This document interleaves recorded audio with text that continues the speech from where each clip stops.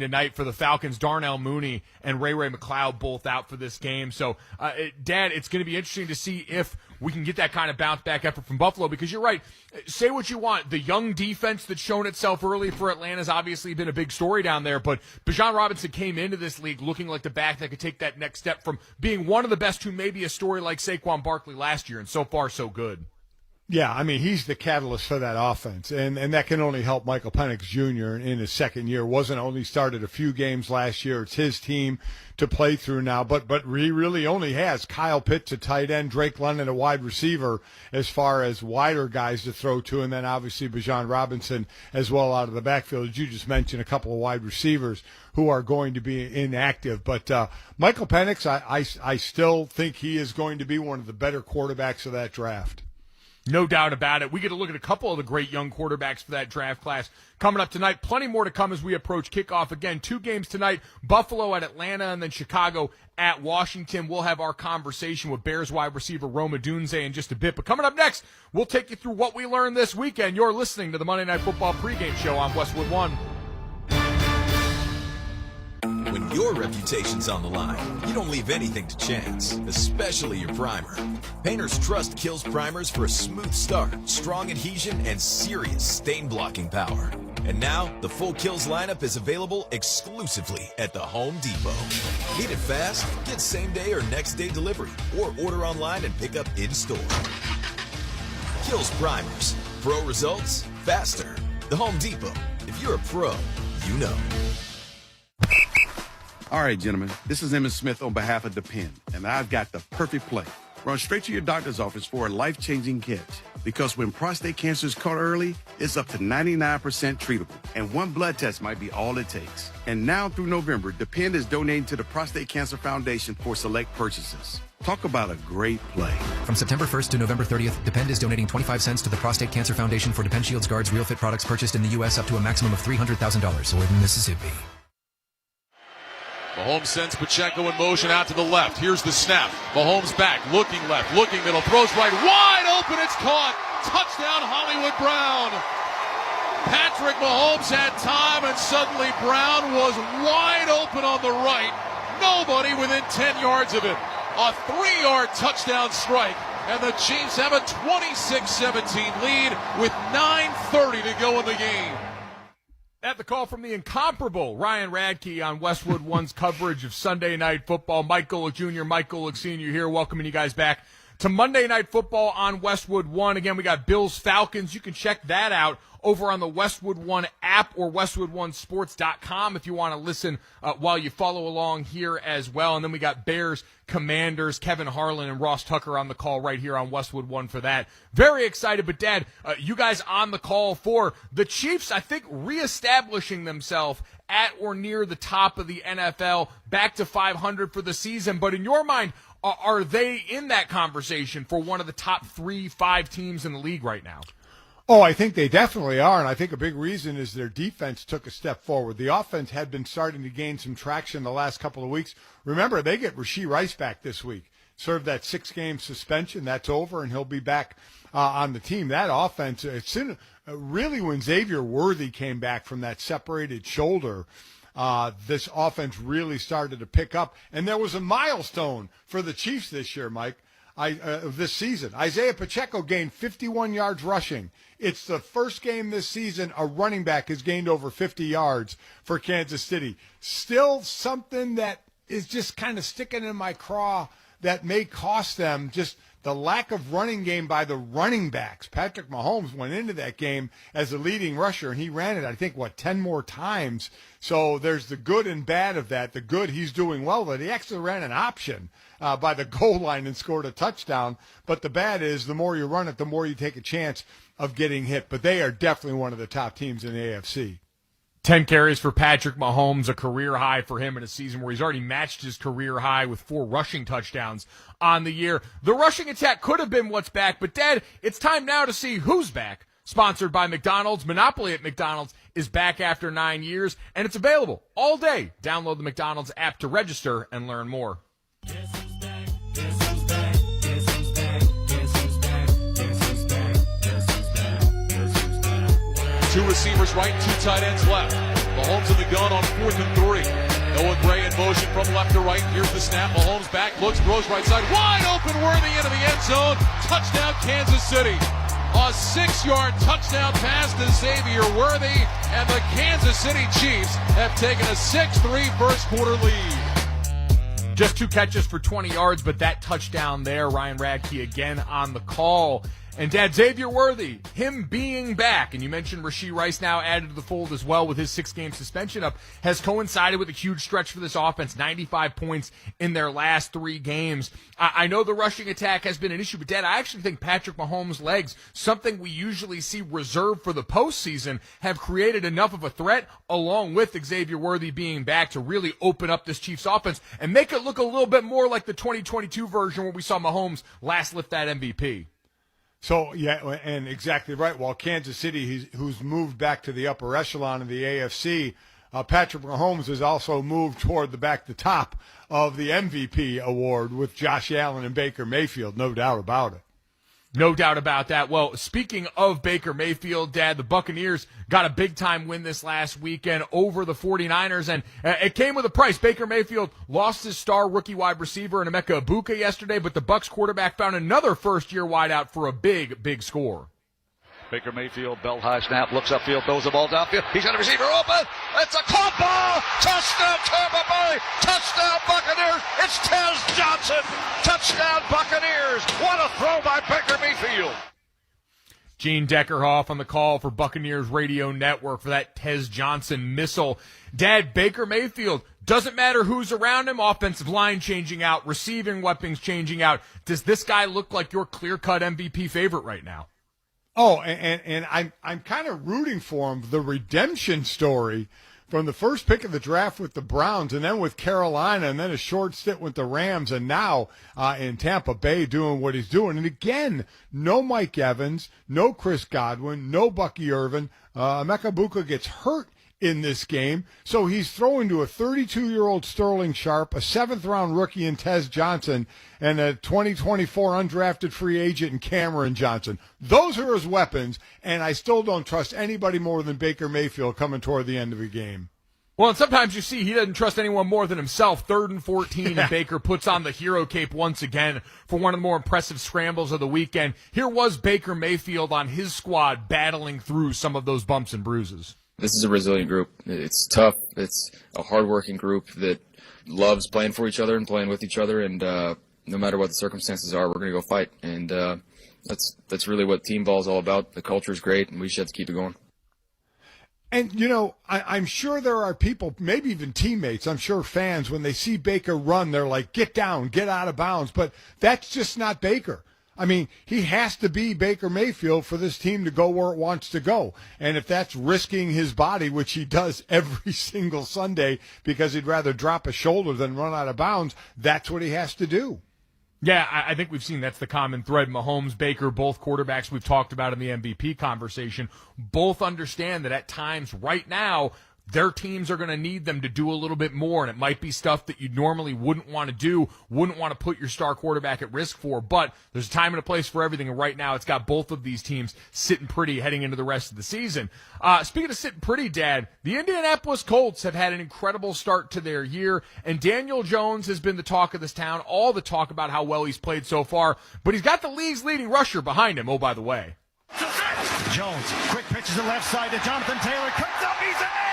Touchdown! Touchdown! I-N-D-Y for Jonathan Taylor. And the Colts indeed retake the lead 30-27, 4:32 remaining in the fourth quarter. That the call from Matt Taylor on the Fan and 97.1 Hank FM in Indianapolis. And, Dad, the 5-1 Colts, we're going to have conversations about the Chiefs because they've been there and done that. The Colts resurgent with Daniel Jones, but has played as good as anybody in the league right now. The Colts have squarely put themselves into the conversation, right? And there's no fluky part of their team. The defense is playing solid. Daniel Jones does have 3 interceptions, but 8 touchdown passes, 4 rushing touchdowns, so 12 total. The best running back in the game, an excellent offensive line led by Notre Dame's own Quentin Nelson. And some really good receivers, by the way. So it's a complete team. This is not a fluke. They are right there. I just don't think people, when you say Colts and Bills or Colts and Chiefs, that people want to put the Colts with those two teams yet. But they're making their case, that's for sure. Yeah, listen, we know Daniel Jones has been great. He's not Patrick or Josh in any sense of the word, but he's exactly what this team has needed him to be. I think there's a renewed respect for Shane Steichen's play calling and what he's been able to do. And oh, by the way, Dad, Lou Anarumo getting a second lease on life. Right. Thrown out as the scapegoat for the Bengals, and this defense has presented some exotic looks and let their pass rushers get after opposing offenses. Yeah, they really have. I mean, it's never a large offense. It's usually smaller and quicker. And yeah, Lou Anarumo, he's certainly been able to make up for kind of being the scapegoat in Cincinnati. That's for sure. And he's probably a lot happier with the Colts right now. But the Colts got it going on. I mean, again, they are a. I guess what I could say about them is they're a complete team with not a lot of faults. No, they're a complete team. Going to be questions about the ceiling all year long until they continue to show us, but in the way that the power has changed in the AFC, certainly in the South, the Texans came in as the favorite there and have stumbled mightily out the gate until the last couple of weeks. And, Dad, that leads us right into a conversation about the AFC North, where we came into this year thinking we were going to have a bona fide Super Bowl contender in the Baltimore Ravens. And instead, they're now sitting at 1-5. It's a year that has had much more questions than answers, so many injuries, but head coach John Harbaugh still thinks that this team can turn it around. You've got to understand really how close you are sometimes. And you can't allow the weight of the disappointment or the weight of the scrutiny. You can't allow that to derail you or to sidetrack you or to push you away from your goal. Because we can accomplish what we want to accomplish. We can do it.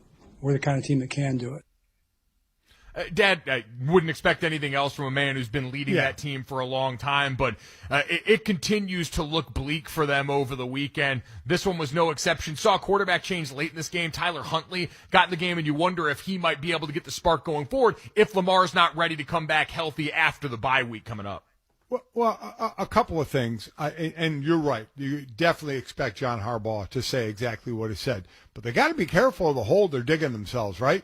I mean, they're using their own shovels. All the injured guys are using their shovels digging that hole that they have to try and eventually get out of. Again, not a lot of season enders. Metabike, he is certainly one of them, but the others will be coming back, kind of like Kansas City got Xavier Worthy back, going to get Rashee Rice back. Oh, that was on a suspension. And I never really saw the Cooper Rush backup quarterback situation in Baltimore. He's such the opposite of a Lamar Jackson. So I would not be shocked if Tyler Huntley got to play more, got the start if Lamar's not ready.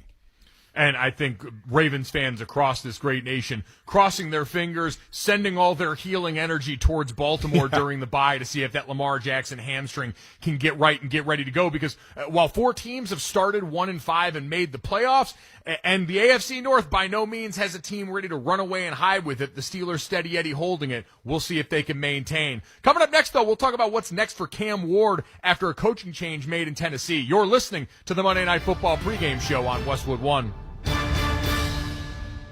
Hey, football fans with a 401k, IRA, or retirement account, you all know that defense wins football games. The same could be true when it comes to investing. Advantage Gold is a top-rated precious metals company in America and is helping investors protect their retirement from runaway inflation, falling dollar, and market volatility. Do you want help to diversify and protect your hard-earned money with physical gold and silver but don't know where to get started? Learn more about Advantage Gold today. Text GOLD to 85545 and get your free gold and silver investment kit worth $49 absolutely free. Learn how to buy gold tax-free and penalty-free using your retirement account and a little-known tax loophole that'll feel better than watching your favorite team make a 50-yard field goal. But don't wait. The game clock is ticking. Text Advantage Gold today. It's easy. Text GOLD to 85545. That's GOLD to 85545 and request your free gold investment kit. Or visit us at AdvantageGold.com. Data and message rates may apply. Past performance is not indicative of future results. Consult your tax and financial professional before investing. Basketball is back back. Football season's heating up, and Prize Picks is making the sports season even more fun. On Prize Picks, whether you're a football fan or a basketball fan, it always feels good to be right. And right now, new users get $50 bonus credit instantly in lineups when you play your first $5. The app is so simple to use. You just pick 2 or more players, pick more or less on their stat projections, anything from touchdowns to threes, and if you're right, you can win big. Mix and match players from any sport all season long on Prize Picks. Prize Picks is available in 40-plus states now, including California, Texas, Florida, and Georgia. And most importantly, all transactions on the app are fast, safe, and secure. So download the Prize Picks app today, use the code PRIMETIME, and get a $50 bonus credit in lineups after you play your first $5 lineup. That's code PRIMETIME to get a $50 bonus credit in lineups after you play your first $5 lineup. Prize Picks, it's good to be right. You do have to be present in certain states. Visit prizepicks.com for restrictions and details. Handoff.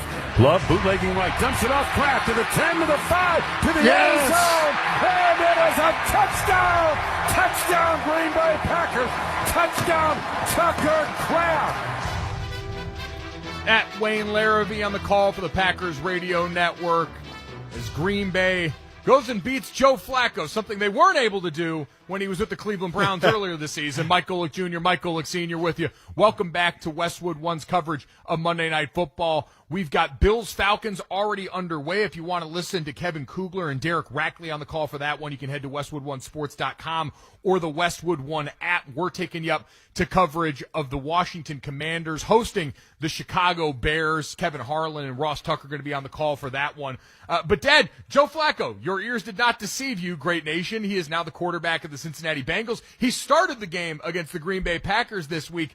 And, Dad, I saw Mike Tomlin very publicly critical of that at the press conference, the in-division trade for Joe Flacco there. How surprised were you that not only they made this move, but then trotted him out against that Green Bay Packers defense the same week?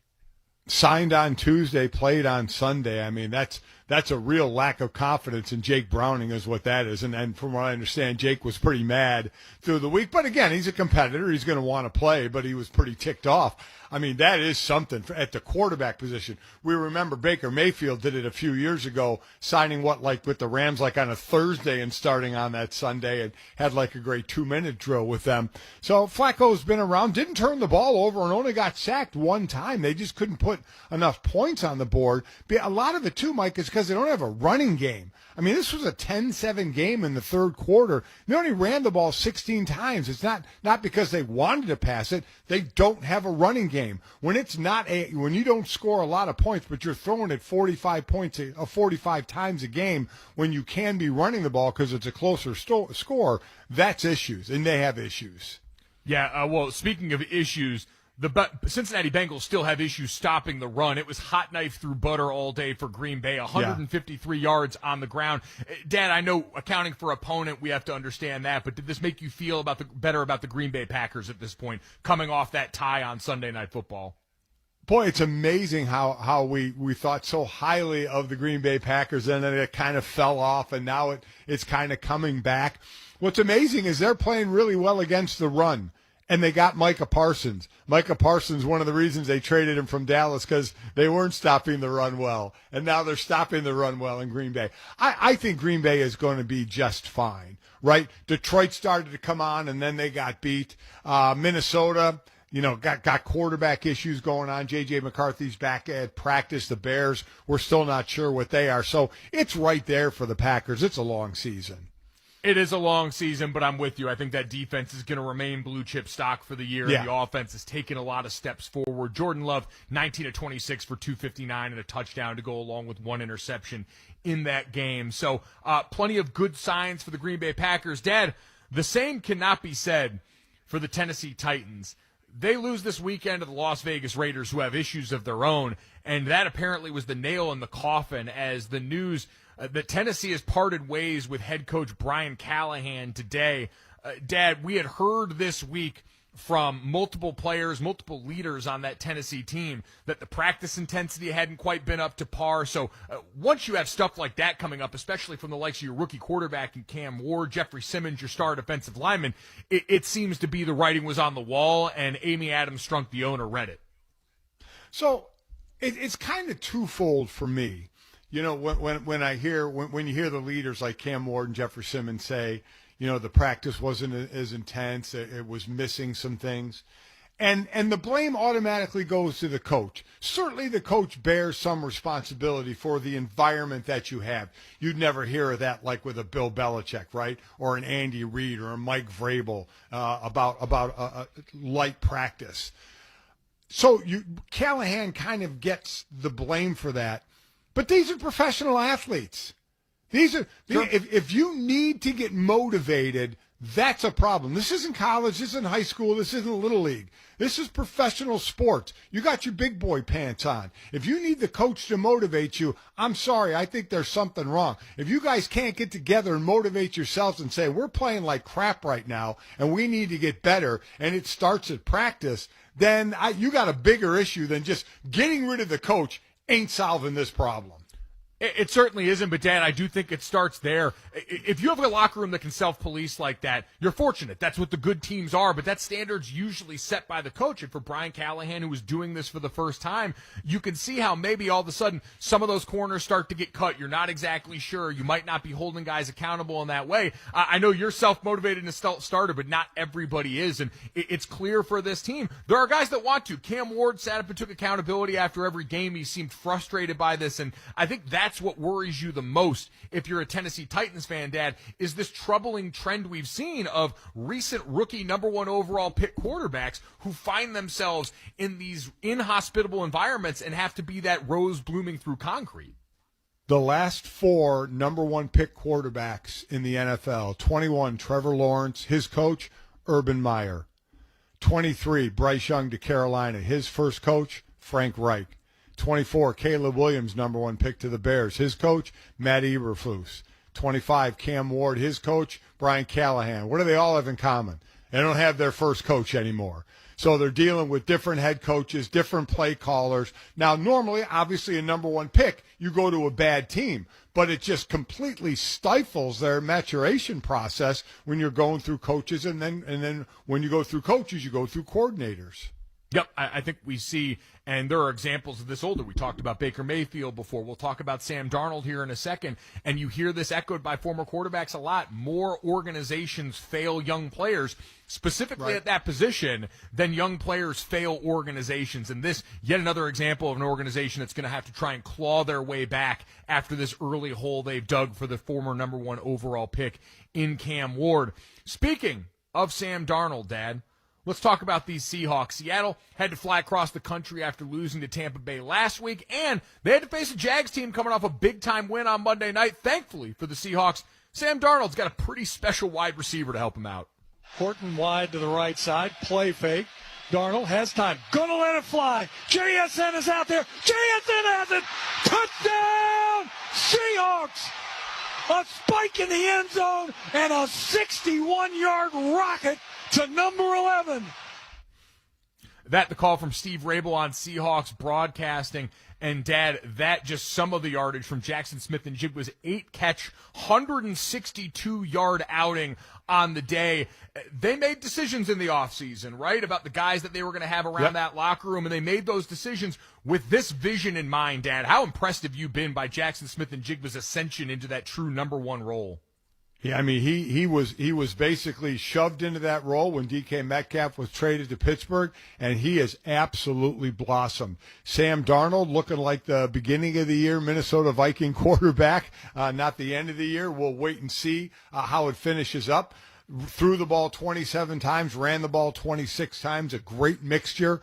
But, yeah, and Mike McDowell's got this. Obviously, this defense is going to play well for Mike, a defensive guy. So it's a team – that they're sitting at 4-2, and they kind of remind me a little bit. Well, the Colts only have 1 loss, but they don't get the credit, right? They don't get you don't put them up there with the top teams in their conference just yet. It's always like, you got to show me more.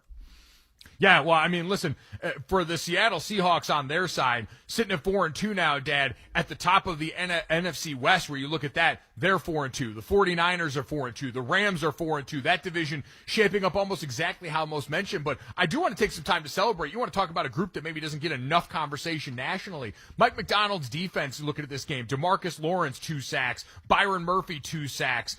Leonard Williams, a half a sack. They were living behind the line of scrimmage and performing incredibly well.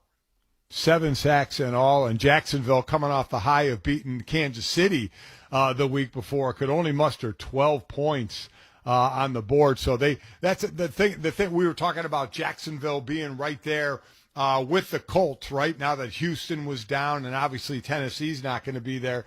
But it's like, how can you? The Colts have been consistent, but Jacksonville, even though they are 4-2, we're still not sure how much we can trust them. That defense has been doing a great job taking the ball away, but you met an opposing defense that was able to shut down that run game, and all of a sudden things got interesting. Things will get interesting here. Just ahead, we'll head to Washington for the first time and check in with Kevin Harlan and Ross Tucker. This is Westwood One's coverage of the National Football League. Chumba Casino brings non-stop fun straight to your screen. Anytime, anywhere. Explore hundreds of games like slots, blackjack, and instant scratch-style cards. Sign up to unlock your free welcome bonus and daily login bonuses. And enjoy your chance at exciting prizes without spending a thing. Just click, play, and enjoy the ride. Sponsored by VGW Group. No purchase necessary. See terms at ChumbaCasino.com. Must be over 21 and present in a state where it's legal to play. A better life with Dr. Sanjay Gupta. Every day we are bombarded with information from the moment we wake up until the moment we go to bed. So many people feel like they constantly have trouble remembering things. I recently spoke about this on my podcast, Chasing Life, with Dr. Charan Ranganath, author of Why We Remember, Unlocking Memory's Power to Hold On to What Matters. He told me something interesting. Remember to call a medic. M is for meaning. Attach what you want to remember to something important. E is for error. Trial and error is one of the best ways to remember something. D is for distinctiveness. Pay attention to detail. I is for importance. Your brain is designed to flag moments that are significant. C is for context. Memories are by definition tied to a place and time. Revisit that when you're trying to remember. I'm Dr. Sanjay Gupta, helping you live a better life. From the award-winning morning show on America's favorite radio station, The Ticket, The Musers, the podcast. So right now we're podcasting? No, not yet. He just put us into it. No, I was accidentally podcasting. Oh, we were for a second, but we're not now. Well, we want to start intentionally podcasting. We're back. That was accidental. That was a false start. Three, 2, 1. Every Wednesday, Junior Miller, George Dunham, and Gordon Keith drop a new episode of The Musers, the podcast. Follow and listen on your favorite platform. Whether it's the NFL, Touchdown! NCAA, The Knights have slain the dragon! or the biggest matchups in sports, don't miss a moment. 13 seconds left. With the Westwood One Sports mobile app, you get play-by-play expert analysis and exclusive coverage all in one place, wherever you are. National championship is in the balance. Download the Westwood One Sports app today. For the win! It's the one for live sports audio. Cumulus Boost is the ultimate tool for effortless online reputation management. Say goodbye to the hassle of juggling multiple platforms.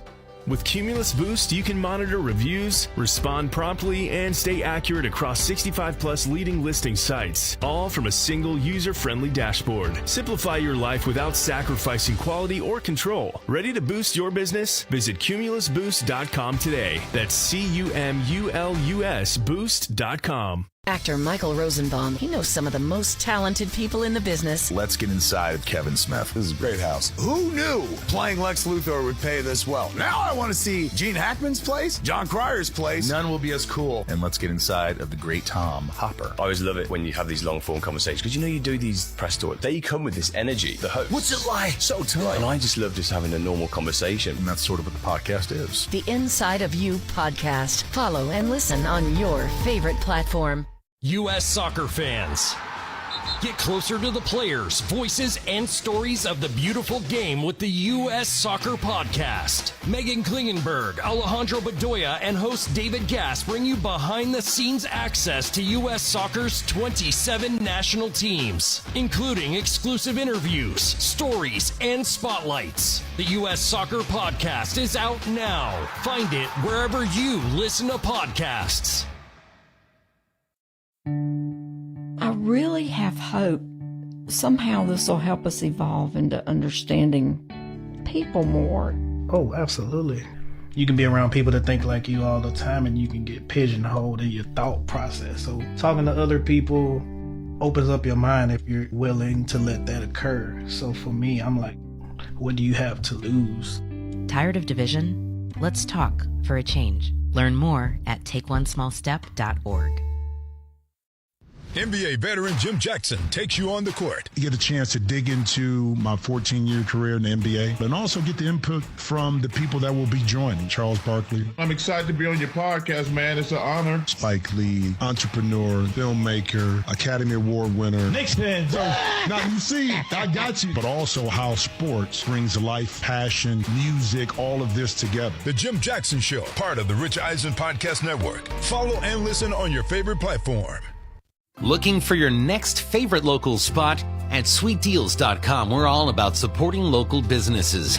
Discover amazing deals on the best shops, restaurants, and services in your area. Shopping local not only helps your community thrive, but it also leads you to one-of-a-kind finds you won't see anywhere else.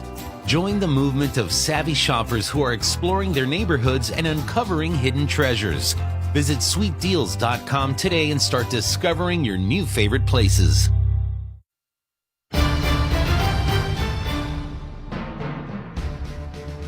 From the Progressive Commercial Insurance Studios, welcome back to the Monday Night Football pregame show on Westwood One. Progressive Commercial Insurance protects small businesses with affordable coverage options. Quote today at progressivecommercial.com. Here are your hosts, Mike Golick and Mike Golick Jr.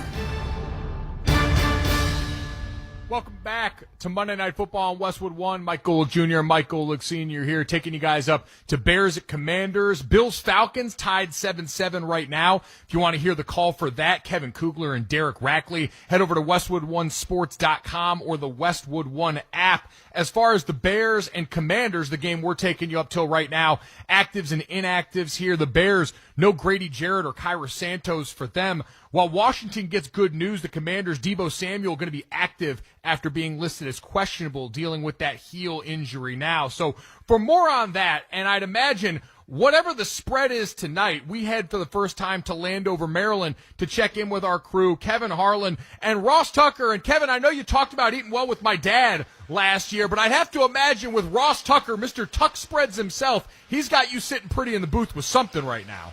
You know, Mike, he just left the press area here inside the stadium with pictures of empty tray after empty tray.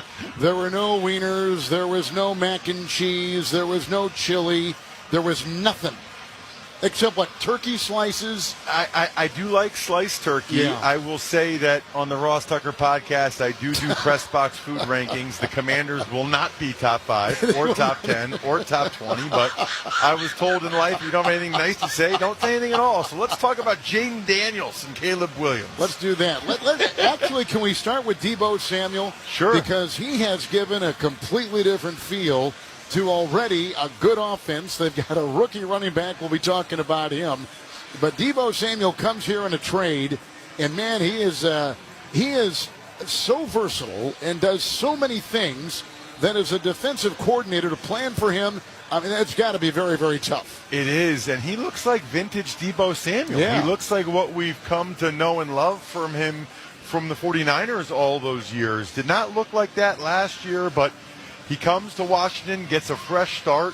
He's got over 70 yards receiving and a touchdown in back-to-back games. Last week against the Chargers, he really was, along with Krosky Merritt, the big reason why they were able to come from behind to win that game. 8 catches, 96 yards, and a touchdown. It's so fun to watch him when he gets the ball in the open field. He really is built like a running back, and when he gets the ball in space, he looks like a running back. Our weather is going to be an issue tonight, isn't it? Raining right now. It's falling hard at times. It's drizzling at times. There's not much wind. It's about 10 miles an hour. We'll give you the full run of the weather here in just a second. But, it's going to play a factor. I think it will. Being on the field before the game, talking with some coaches from both teams, they were all looking at the footing. It is a natural grass surface here. I saw multiple Bears players, Kevin, with multiple sets of cleats. They were trying it on, trying to see which one would be the best fit for them. You would think coming into the game after that 10 games straight. They were 4-2. I know they were about to be 5-2 in that game. Meanwhile, for the Commanders, the level of belief that this entire city and region had after that win, I think really was a big root cause in spurring them on to their first NFC Championship game since 1991. 1991. Isn't that amazing? And boy, they're playing well at home. They've won 5 in a row. More of those details coming up. But I mentioned the weather, so let's check it right now. It's sponsored by Prize Picks. Don't miss any of the action this football season with Prize Picks, where it's good to be right. Download Prize Picks and use code PRIMETIME and get $50 bonus credit instantly when you play just $5. Must be present in certain states. Visit prizepicks.com for restrictions and details. Right now, 56 degrees, the wind at 11 miles an hour. The rain is dissipated now, but unlike the forecast yesterday that Ross said that it may move out of here, it looks like it's going to linger, this rain, all game long. And if that's the case, it's going to be notable for sure. You know, sometimes, though, Kevin, coaches like that for the passing game because their receivers know where they're going. It can be counterintuitive. You know, I just said earlier, run. This stream is sponsored by LinkedIn Ads. With LinkedIn Ads, every ad gets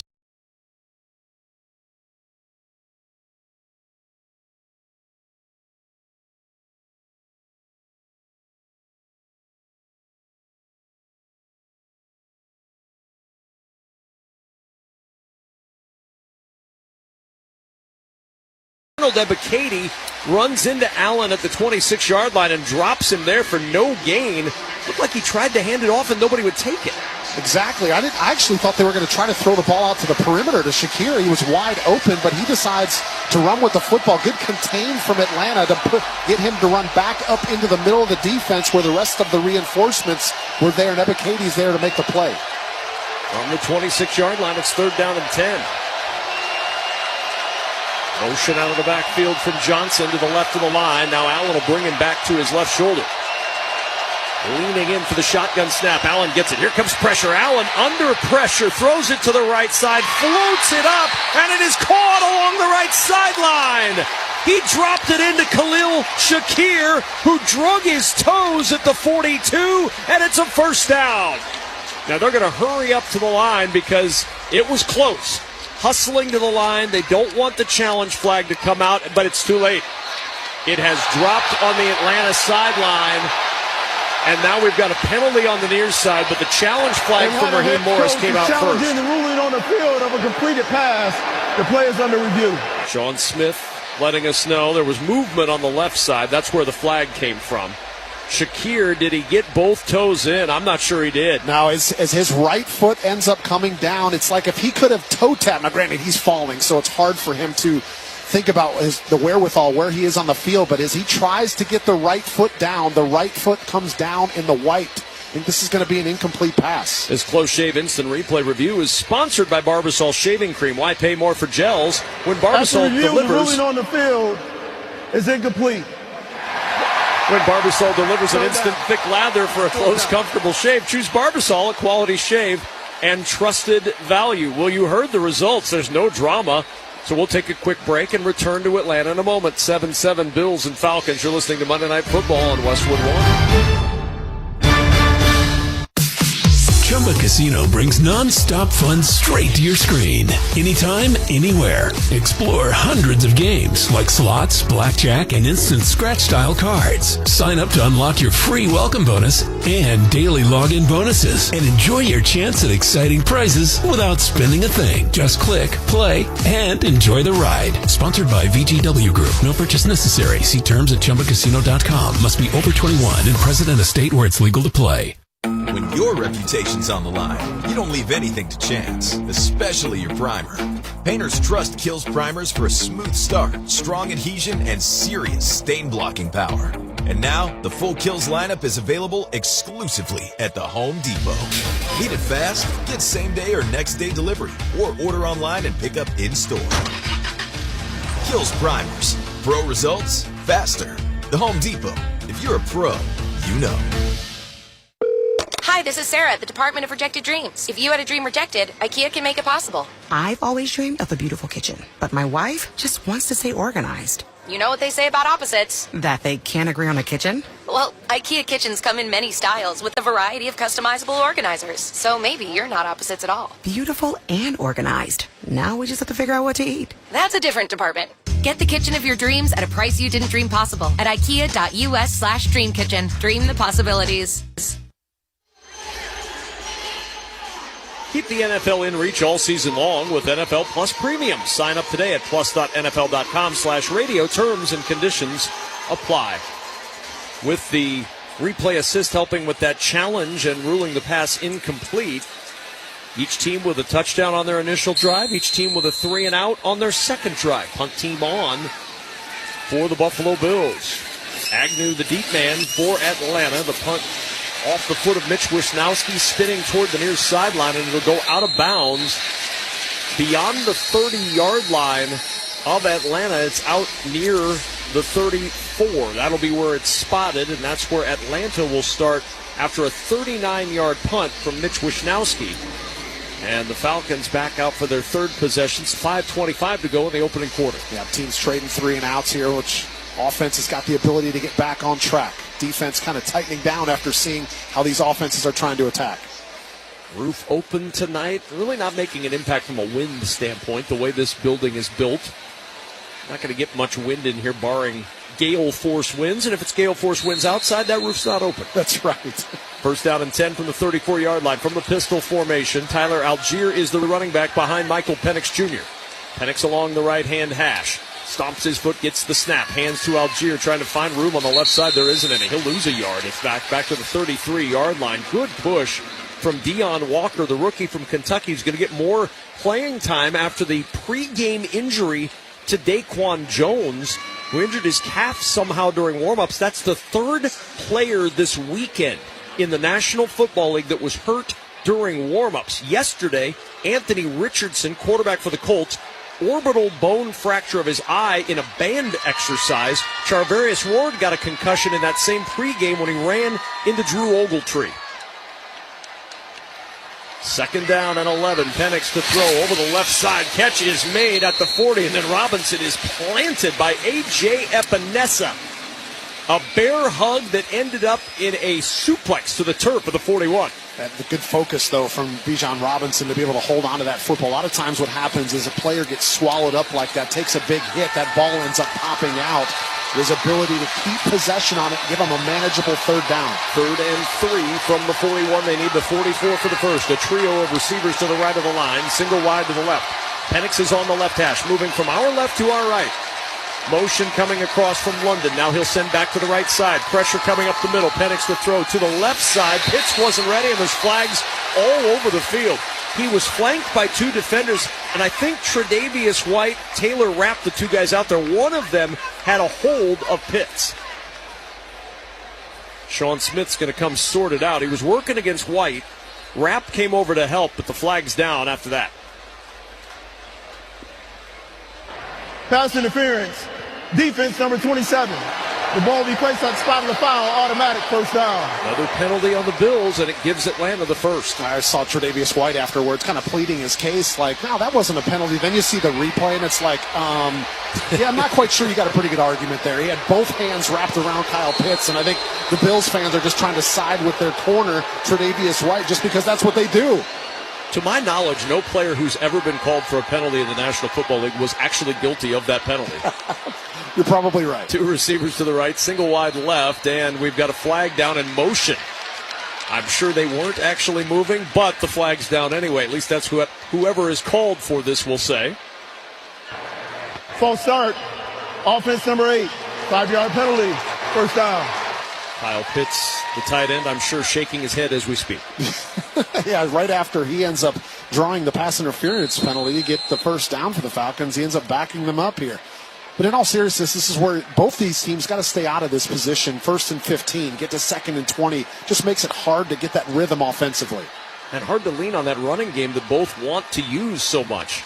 Robinson will go into the motion into the backfield behind Penix now in the pistol. The hand is to Robinson up the middle on 1st and 15, and Robinson down to the 48-yard line. A pickup on the play of 7. Joey Bosa on the tackle for Buffalo.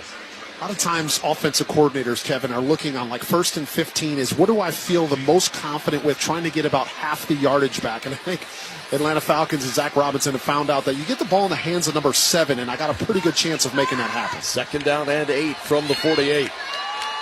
Penix in the pistol again. He's got Bijan Robinson behind him. 2 receivers to his right and a single receiver to the left of the line. Penix ready, stomps his foot, gets the snap, the hand to Robinson, trying to sweep the right side, and not much there. He is dropped at the 49-yard line. Terrell Bernard coming in from that middle linebacker spot holds him to just a 1-yard gain. Yeah, and that's the best way to defend him is you have got to get to him before he breaks that first wave at the line of scrimmage, because once he does, his ability to shake people, get free in open space, but once he clears that first level of defense, that's when he gets really dangerous. 3rd down and 7 from the 49. 3 receivers left, single wide to the right. Penix in the shotgun, gets the snap. Bills rush 5. Penix throws to the left side. Open is London at the 35. Makes the catch and twirls down to the 31 of Buffalo. Cole Bishop finally able to bring him down. But up top he goes for 19 and an Atlanta first down. Second time I've seen Buffalo bring this 5-man pressure look where they're bringing the extra linebacker right over the top of the center. Give credit to Ryan Newsel for really anchoring down to make sure that he keeps the linebacker off of the lap of Michael Penix so he can get this football out of his hands. Spotted at the 32 of Buffalo on 1st down and 10. The handoff is to Robinson over the left side to the 30. Cuts back to the 25. A little hop at the 20. Over the 15. Dragging Bills down all the way to the 9-yard line. Taylor Rapp went for a ride. 23 yards later, it's a 1st and goal for Atlanta. Well, I think that's what a lot of defenders don't realize when they play against Bijan Robinson. They know how dangerous he is in making people miss, but I think what gets forgotten sometimes is he got physicality as well. They're kind of holding on for life here as he continues to pump his legs and get the Falcons inside the 10-yard line. 5 carries, 40 yards now unofficially for Robinson. 2 receivers right, single wide left. In the shotgun is Penix on 1st and goal at the 9. 7-7 late first quarter. Motion back from Robinson now behind Penix. Penix gets the snap, hands to Robinson, stands behind the line waiting for an opening. None comes, burrows to the line of scrimmage and goes nowhere else. A.J. Epinesa there to close the door. No gain on the play. Yeah, once again, penetration immediately up front. Looked like Kyle Pitts got pushed in the backfield, and once Bijan Robinson got the football, he kind of hesitated looking for a seam. Like, where is the hole that I can try to get up into? And nothing was there. Fortunately for him, he gets able to get back to just the line of scrimmage. But that's what this defensive front has got to get with this Atlanta offensive line and tight ends, is initial penetration against the run game for the Falcons. They've struggled to score touchdowns in the red zone this year. Just a 46% touchdown percentage. 25th in the NFL. 2nd and goal from the 9. Play action. Penix with pressure in his face throws wide of his intended target at the 5-yard line. Wanted Kyle Pitts.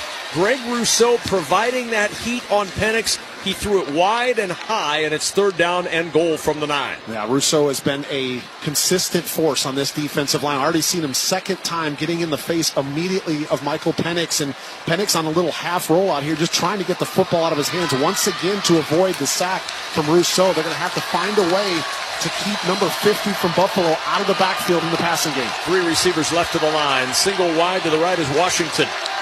Robinson behind Penix on 3rd down and goal at the 9. London motioning to the slot left side. Shotgun snap comes to Penix. Drops to throw in a clean pocket. Throws left side. London has it. Stretches the ball over the goal line. It's a touchdown.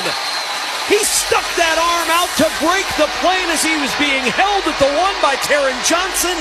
9-yard touchdown, and it's 13-7 Atlanta. I mean, that's a great throw from Michael Penix, but the individual effort from Drake London, knowing where he's at on the field, as Taron Johnson's got him wrapped up, he's able to swing his left arm out with the football, put it across the front plane of the goal line, and get in for the touchdown.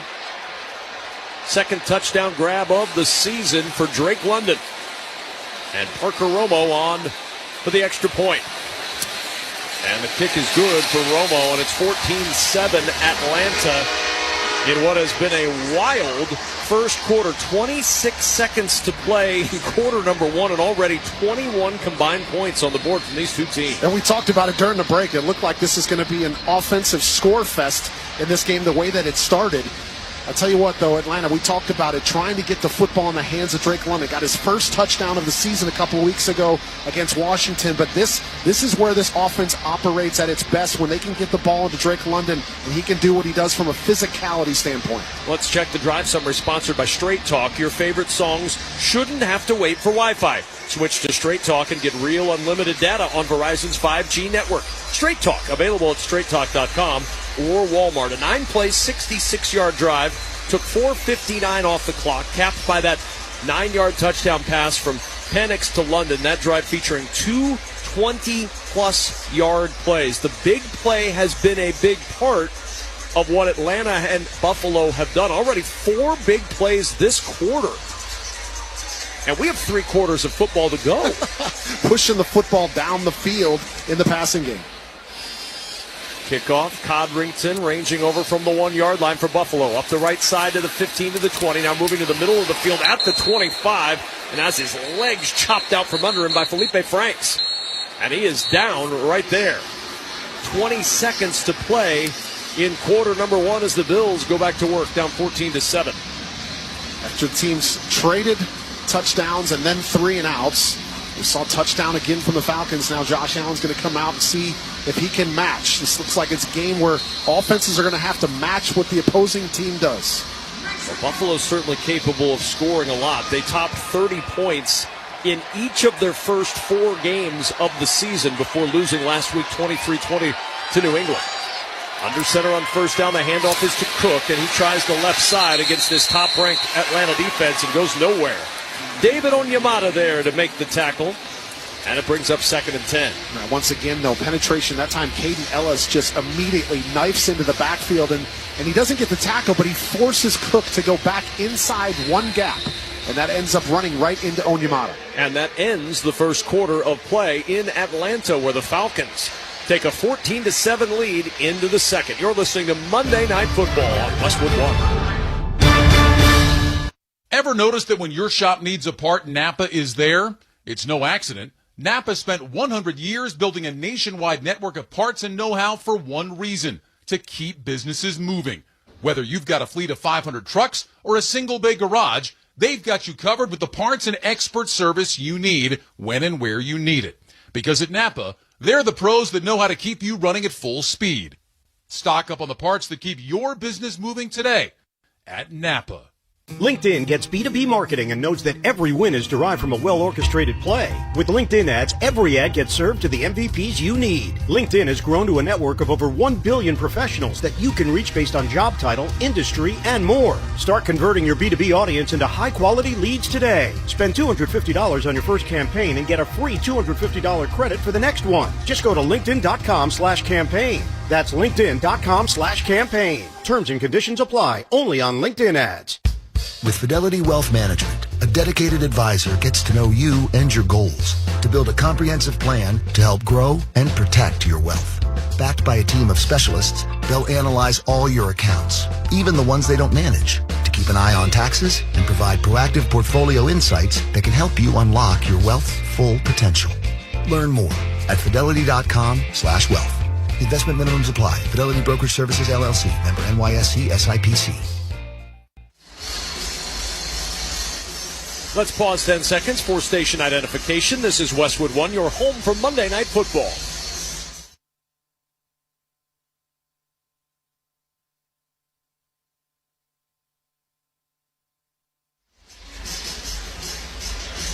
Time for the start of the second quarter, sponsored by AutoZone. Free battery testing, free battery charging, and replacement batteries that fit your needs.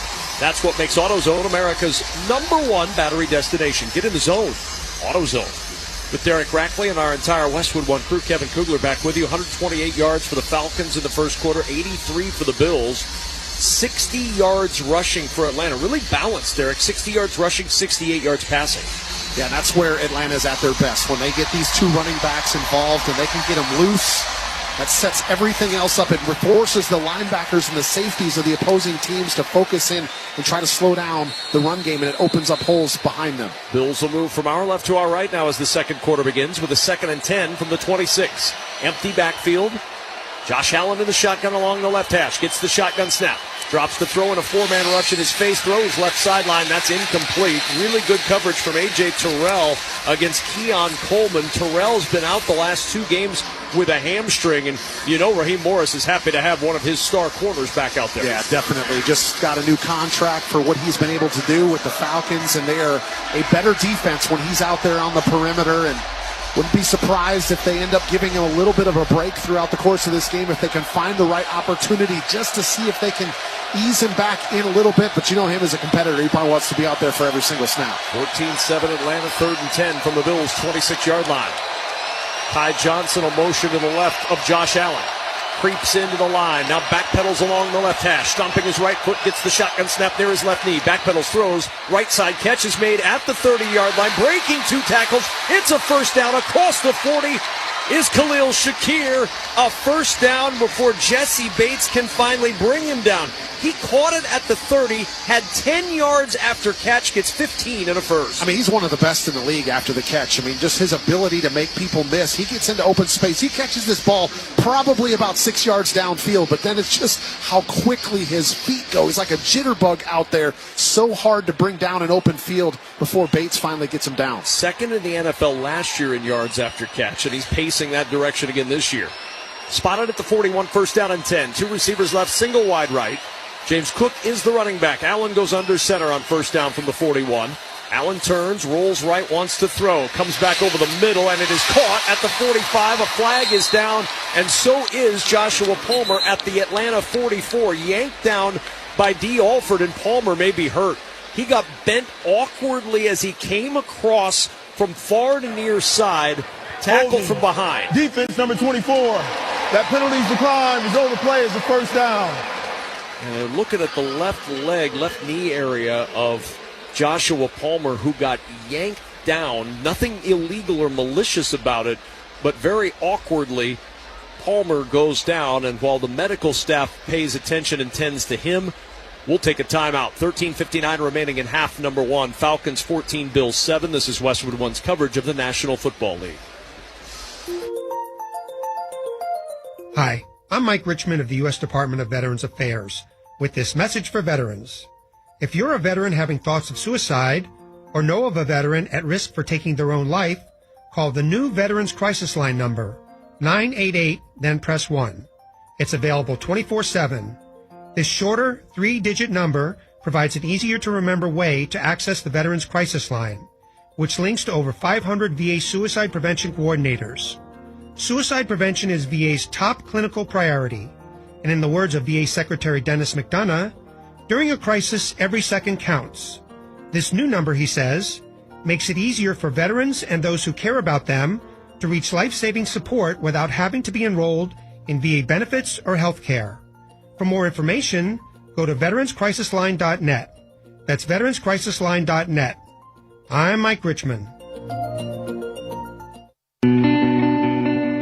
Before I was adopted, I felt alone.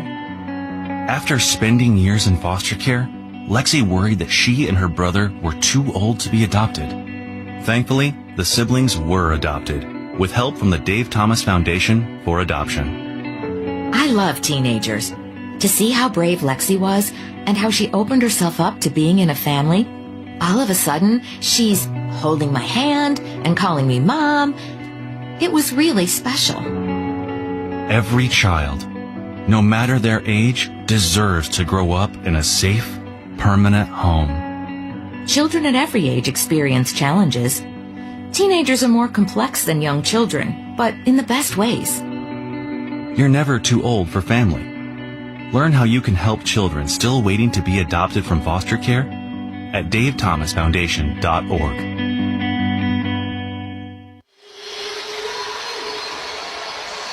Don't miss all the NFL action this Thursday night on Amazon Prime Video when the Pittsburgh Steelers meet the Cincinnati Bengals. Of course, you can also hear that game right here on many of these same stations on the Westwood One Sports app or online at westwoodonesports.com. Joshua Palmer got up and walked under his own power, albeit gingerly favoring his left leg into the blue medical tent on the Bills sideline. Buffalo with a first down and 10 at the Atlanta 44. Toss play, Cook over the left side trying to get to that corner, and he'll be run out of room at the 42-yard line. Jalen Walker, the rookie from Georgia, over there to help close off the corner after just the 2-yard pickup on the play. Yeah, there's been a lot of focus on these 2 first-round edge rushers for the Atlanta Falcons. You mentioned Jalen Walker and also James Pierce Jr., as they're kind of just slowly putting things on their plate as they get experience throughout the season. Everybody looked at Jalen Walker and how he did so many things for Georgia, but kind of wanting to ease him in, playing one position he's got less to focus on. Second down and 8 at the 42 of Atlanta. Shotgun snap to Josh Allen. Pumps, pressure comes, he's in trouble, and Allen is going to go down. He slipped out of the grasp of David Onyemata, but Ororo is there to make the sack. A drop on the play of a yard as far as field position goes to the 43, and it'll bring up third down. And that's part of the reason why you got to continue to get after Josh Allen, as there's a Buffalo Bills player now that has just recently gone down to the turf to get some medical attention here, because Josh Allen, even as a defensive lineman, he will break tackles. That's why you got to continue to plaster to get after him and get him down on the ground. That's his center, Connor McGovern, who is down on the turf right now, and so Josh Allen will get some work in with Alec Anderson, the backup center, while they tend to Connor McGovern. That would be a big loss. Pro Bowler a year ago for these Buffalo Bills, former Dallas Cowboy. And McGovern is up, and he's, again, walking off under his own power. But there is, a lot of times, there's so many adjustments that happen from that center position, right? Like they're the second quarterback on the offense. They make sure the rest of the offensive line is on the same page with everything. And a timeout on the field while they take care of Connor McGovern. 14-7 Atlanta. You're listening to Monday Night Football on Westwood One. You know that Big Bargain detergent jug is 80% water, right? It doesn't clean as well. 80% water? I thought I was getting a better deal because it's so big. If you want a better clean, Tide Pods are only 12% water. The rest is pure, concentrated cleaning ingredients. Oh, let me make an announcement. Attention shoppers, if you want a real deal, try Tide Pods. Stop paying for watered-down detergents. Pay for clean. If it's got to be clean, it's got to be Tide Pods. Water content based on the leading bargain liquid detergent. What's the impact of hiring the right person for the job? Someone who simply doesn't fill a role but elevates it. Indeed Sponsored Jobs can help you connect with candidates who have the right experience and a proven track record. Find people who don't just complete tasks, they transform how work gets done. Don't leave hiring to chance. Sponsor your job posting on Indeed and match with the right candidates. Sponsor your job at Indeed.com/credit. Nationwide is so much more than a great insurance company. They're one of America's largest financial services companies. Like how I'm more than just Peyton Manning. I'm also motivating Manning. When I say insurance, you say financial services. Insurance. Financial services. Insurance. Financial services. Now when I say Nationwide, you say is both. Nationwide. Is both. Nationwide. Is both. For your insurance and financial needs, Nationwide is on your side. Nationwide Investment Services Corporation, member FINRA, Columbus, Ohio.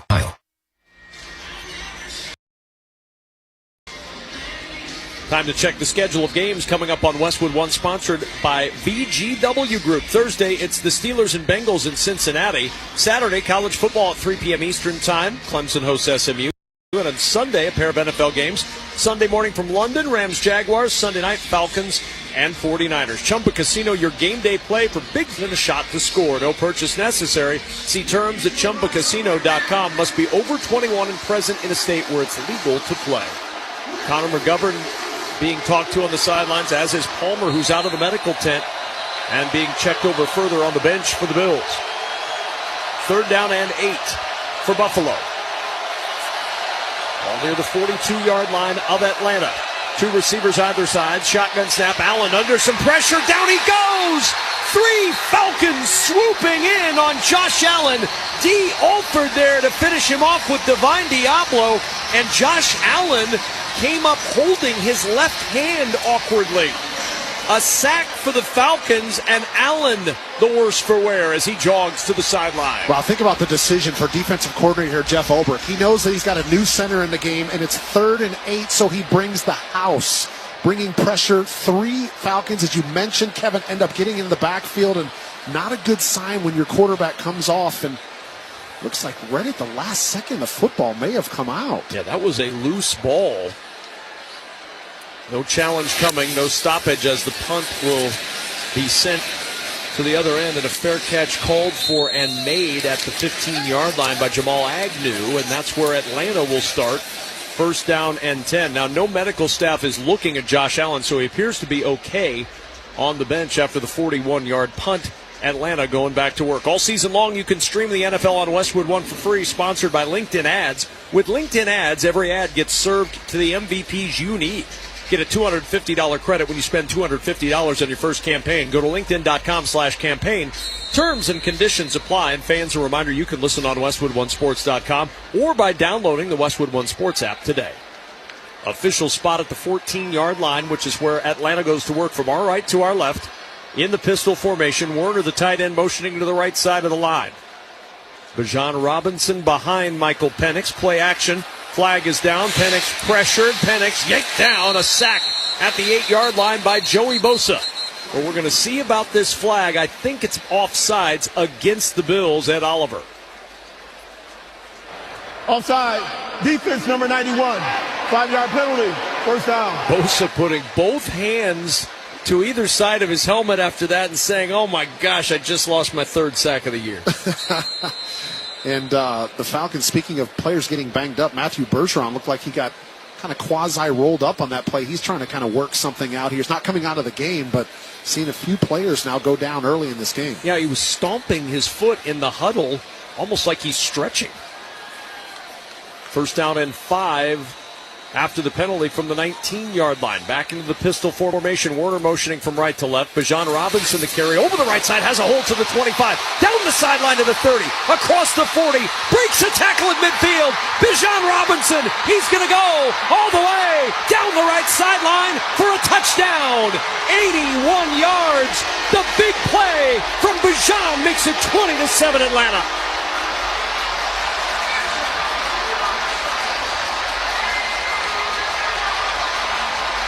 Kevin, contact balance is one of those phrases that gets thrown around for running backs.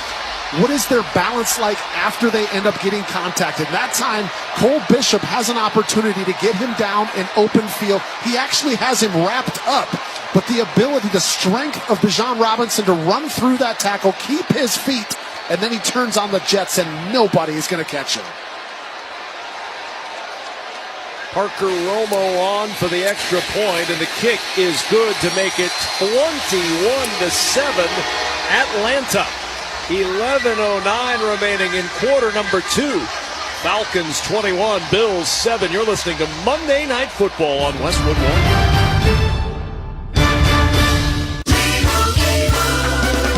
Doug. Limu and I always tell you to customize your car insurance and save hundreds with Liberty Mutual. But now, we want you to feel it. Cue the emu music, Limu. Save yourself money today. Increase your wealth. Customize and save, we say. That may have been too much feeling. Only pay for what you need at libertymutual.com. Liberty, liberty, liberty, liberty. Savings vary. Underwritten by Liberty Mutual Insurance Company and affiliates. Excludes Massachusetts. Whatever your vision for holiday decorating, the Home Depot has what you need to bring it to life. Like our warm white holiday lights with steady lit technology, so your lights stay glowing even if one bulb fails.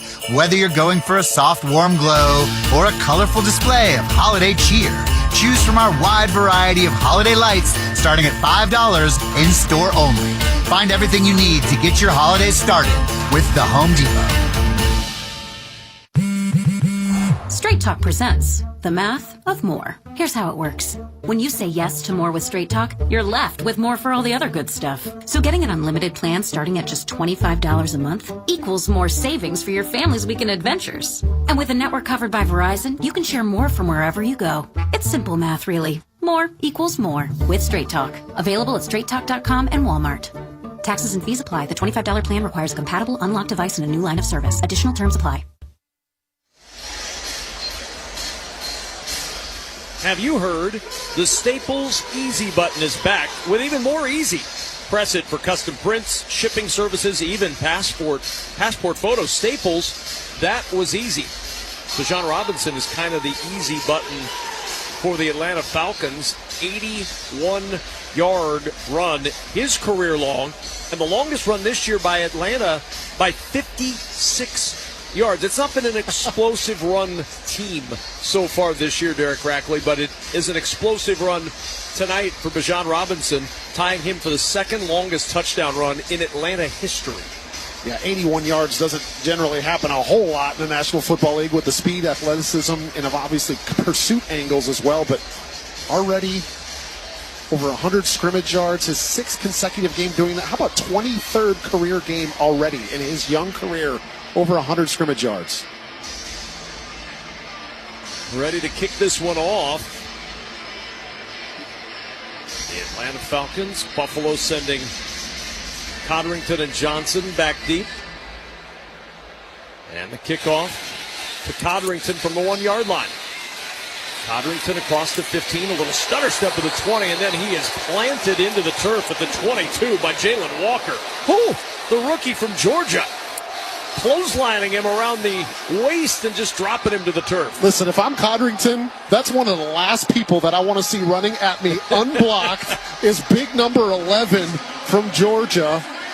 He's coming down unblocked. He ends up just laying him out. Connor McGovern back out on the field. Remember, he limped off earlier from that center position. Still no sign of Joshua Palmer, who was jogging up and down the sideline during that last Atlanta drive. But he has not returned to the game. First down and 10 from the 22-yard line. Tight end Gilliam in motion over to the left side of the line. Now motion to the right side by the other tight end. The handoff to Cook, and Cook up the middle, picks his way forward to the 28-yard line. Caden Ellis with the tackle for Atlanta. Pickup of 6, and it'll bring up 2nd and 4.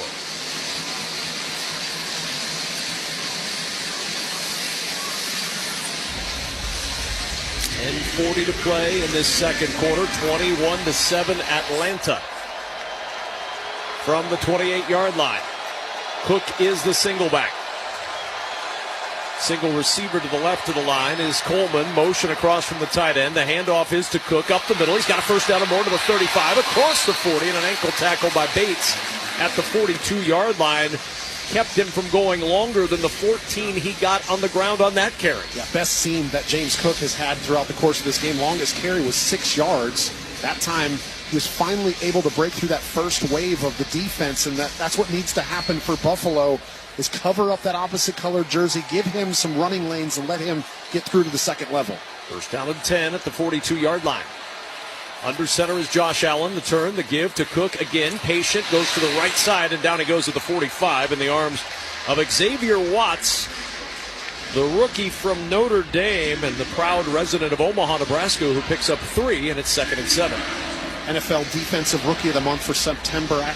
Actually leads all rookies with his 2 interceptions so far this year, and he has been a welcome sight in that secondary next to Jesse Bates, who's been known as the guy not only for the Falcons but throughout his NFL career at stealing possessions via interceptions. Only a 2-yard run by the official spot. 2nd and 8 at the 44-yard line. 2 receivers left, single wide to the right.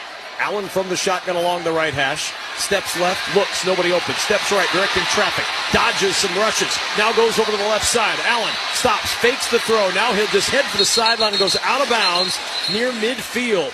Caden Ellis finally able to catch up to Josh Allen, who taught Jalen Walker a little bit of a lesson there on pass rush. A stop and a start, and Walker got deep to 5-yard gain. Remember that comment that I made earlier about the first play and then the second play?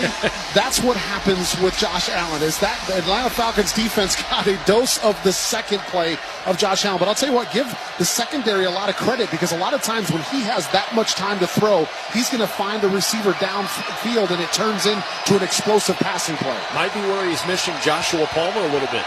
2 receivers left, single wide to the right. Ty Johnson in the backfield on 3rd down and 3 from the shotgun. Josh Allen gets the snap, looks left, nobody open, throws over the middle, incomplete.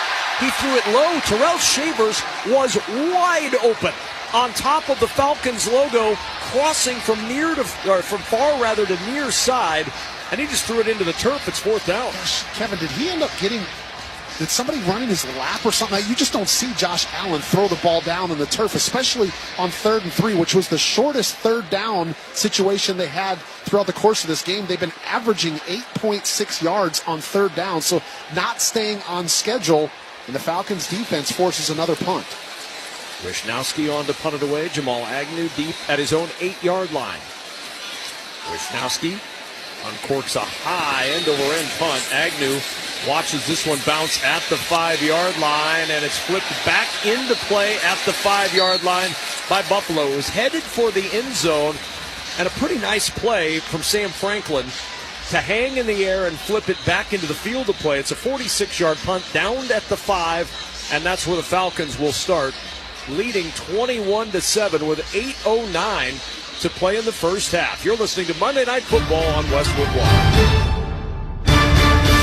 You could think you found your dream home online, but here's the twist. The lot next door just got rezoned for use of construction. Work with the expertise and ethical training of a Realtor, here to guide and help protect you from the surprises you didn't see coming. Realtors are members of the National Association of Realtors, right by you. Try Barbasol 1919 Classic Shaving Cream. This modern-day non-aerosol formula features enhanced ingredients, an exceptional glide, and crisp fragrance for a shave experience like no other. Learn more at Barbasol.com. Barbasol. Busy day? Big game? Where to watch? With NFL Plus Premium, keep the NFL in reach with live, local, and primetime games on mobile. NFL Red Zone to catch every touchdown every Sunday afternoon during the regular season. 24/7 NFL Network, including 7 exclusive live games during the 2025 season. Full and condensed game replays to relive your favorite NFL moments and more. Sign up today at plus.nfl.com/radio. Terms and conditions apply. Straight Talk presents The Math of More. Here's how it works. When you say yes to more with Straight Talk, you're left with more for all the other good stuff. So getting an unlimited plan starting at just $25 a month equals more savings for your family's weekend adventures. And with a network covered by Verizon, you can share more from wherever you go. It's simple math, really. More equals more with Straight Talk. Available at straighttalk.com and Walmart. Taxes and fees apply. The $25 plan requires a compatible unlocked device and a new line of service. Additional terms apply. Kevin Kugler and Derek Rackley here in the Grainger broadcast booth in Atlanta. Game plan with Grainger to gain a competitive advantage. Call, click Grainger.com, or just stop by for the supplies and solutions to help keep your business moving forward. 21-7 Atlanta, 8:09 remaining, quarter number 2. Falcons starting from their own 5-yard line after an excellent special teams play by Sam Franklin. But after the opening drive, Derek, this Atlanta defense has stiffened, and now the 2-touchdown lead with the ball midway through the second quarter. Yeah, give the secondary, linebackers and secondary credit for Atlanta, because they're forcing Josh Allen to hold on to the football. And if you can do that, if he's not able to get the ball out of his hands quickly, and he's got to hold on to it, then you have an opportunity, especially if they're bringing one extra defender to kind of collapse the pocket. That's what they've been able to do and kind of frustrate Josh Allen early in the passing game. First down and 10 from the 5-yard line. 21-7. They line up in the pistol. Bijan Robinson already over 100 yards in this first half. An 81-yard touchdown run, the big play. Washington in motion from left to right. Penix gets the snap, hands to Robinson, tries the left side. Ooh, and he's tripped up. There was a hole developing. He was patient to wait for it, falls forward for 3, but Dorian Williams kept him from a much bigger gain. Good tackle. Just at the last second, almost like a shoelace or ankle tackle to get him down on the ground. And Kevin, you mentioned Casey Washington going across the formation. I just want to make sure I mention, because he had an excellent block on that run that Bijan Robinson took for 81 yards. And sometimes that's what you need for the long, explosive runs of those wide receivers accepting their responsibilities in run blocking. Robinson split out wide to the right now on 2nd down and 7. Penix in the gun. Now Robinson will come in motion behind Penix on 2nd down.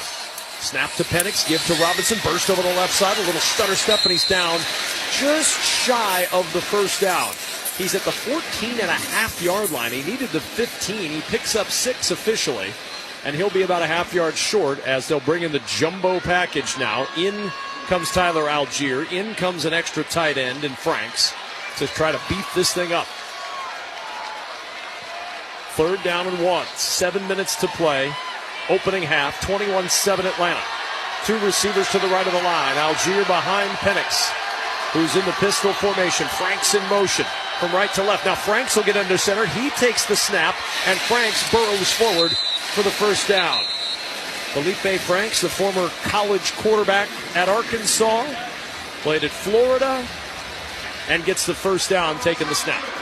He continues to kind of carve a role out for himself in the National Football League, and give him a lot of credit. I mean, you go from a position in quarterback where you're the focal point of the offense, and he says, you know what, I just want to play in the league. He ends up moving to tight end, and he plays on special teams. Looks like they're going to stop play as one of the Bills defenders having an issue. Looks like it's Ed Oliver with his helmet. Equipment malfunction. Come off the field here for at least a play. But Felipe Franks just trying to find a role and continue to get a paycheck in the NFL. And that time he comes in motion and kind of rekindles his old quarterback days. Had a little bobble when he took that snap as well. So that's probably a part of his quarterback days he didn't want to rekindle. 1st and 10 at the 16-yard line. Back in the pistol formation with Algier at running back. Penix gets the snap, fakes the give to Algier, sets up in the pocket, left-hand quarterback throwing over the middle, wide open at the 35-yard line is London, down across the 40 to the 42. Drake London wide open, Terrell Bernard finally able to track him down at the 42-yard line, 26 yards later, and Atlanta 1st down.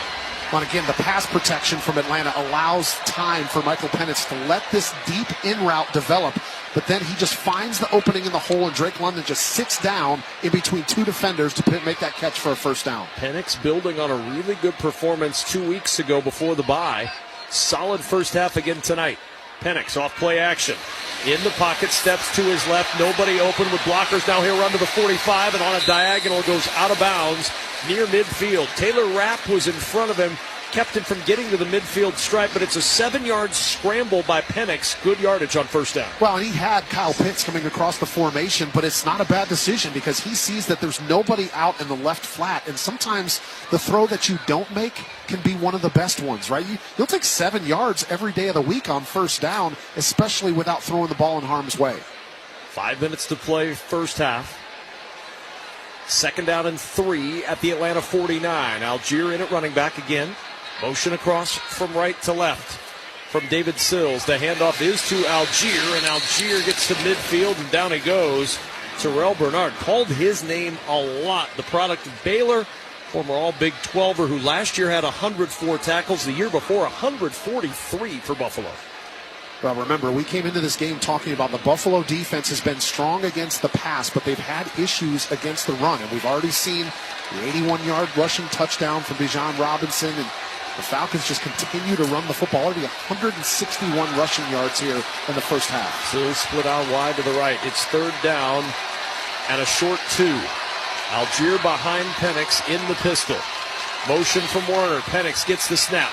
Play action. Rolls right. Throws on the run. Caught by Pitts and out of bounds at the 40-yard line. Kyle Pitts just running parallel to his quarterback. An easy pitch and catch for 9 and a 1st down.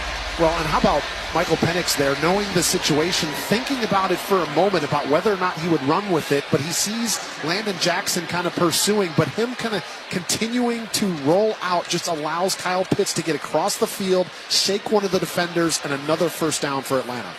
Continuing this drive, 3:40 to play in the second quarter. 2 receivers to either side and a first down at the 40-yard line. Robinson now in motion. The hand to Robinson, sweeping the right side.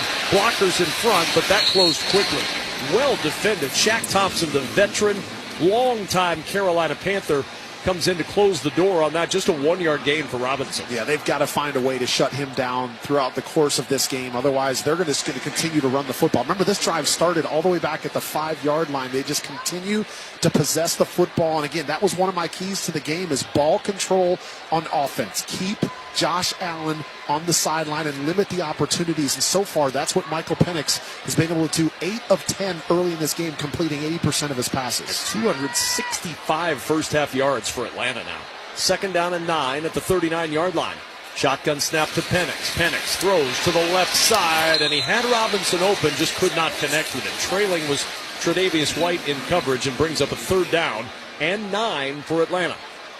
They're not really in Parker Romo field goal range just yet. About 5 more yards before you'd feel like you're pretty comfortable with Romo trying a long field goal.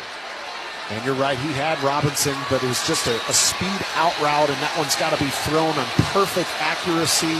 Just throws it a little bit too far out in front of him. 3 receivers left, single wide right. Penix in the shotgun, 3rd down and 9. From the 39 of Buffalo. Shotgun snap to Penix. Has time. Ball tipped as he throws. It ends up wobbling into the arms of Robinson, who is down at the 33. It's about 3 yards short of a first down. Greg Rousseau's the one who tipped it at the line. He's been everywhere tonight. 6-yard gain and now a decision for Raheem Morris up 21-7. Do you go or try to tack on 3? Falcons fortunate that ball gets tipped at the line of scrimmage, but kind of keeps it spiral as it's going to Bijan Robinson. He's able to get the ball. I don't even know if he didn't get tipped, if he would have picked up that first down, but they leave the offense on the field. They're going for it here on 4th down. They don't have to snap it before the 2-minute warning. Out of the pistol formation, clock running down, and they're going to take that 2-minute warning and think this one over.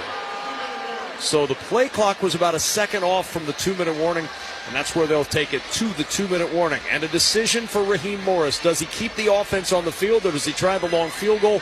We're going to find out in just a moment. 21-7 Atlanta. You're listening to Monday Night Football on Westwood One. Progressive knows there are 2 things RV owners love: to travel and relax. And they like to take both nice and slow. Just like this commercial. And what's more relaxing than the peace of mind knowing their RV is protected by Progressive? Now here comes the fast part. Progressive Casualty Insurance Company and Affiliates. There's nothing like when you get that part from eBay and it just fits.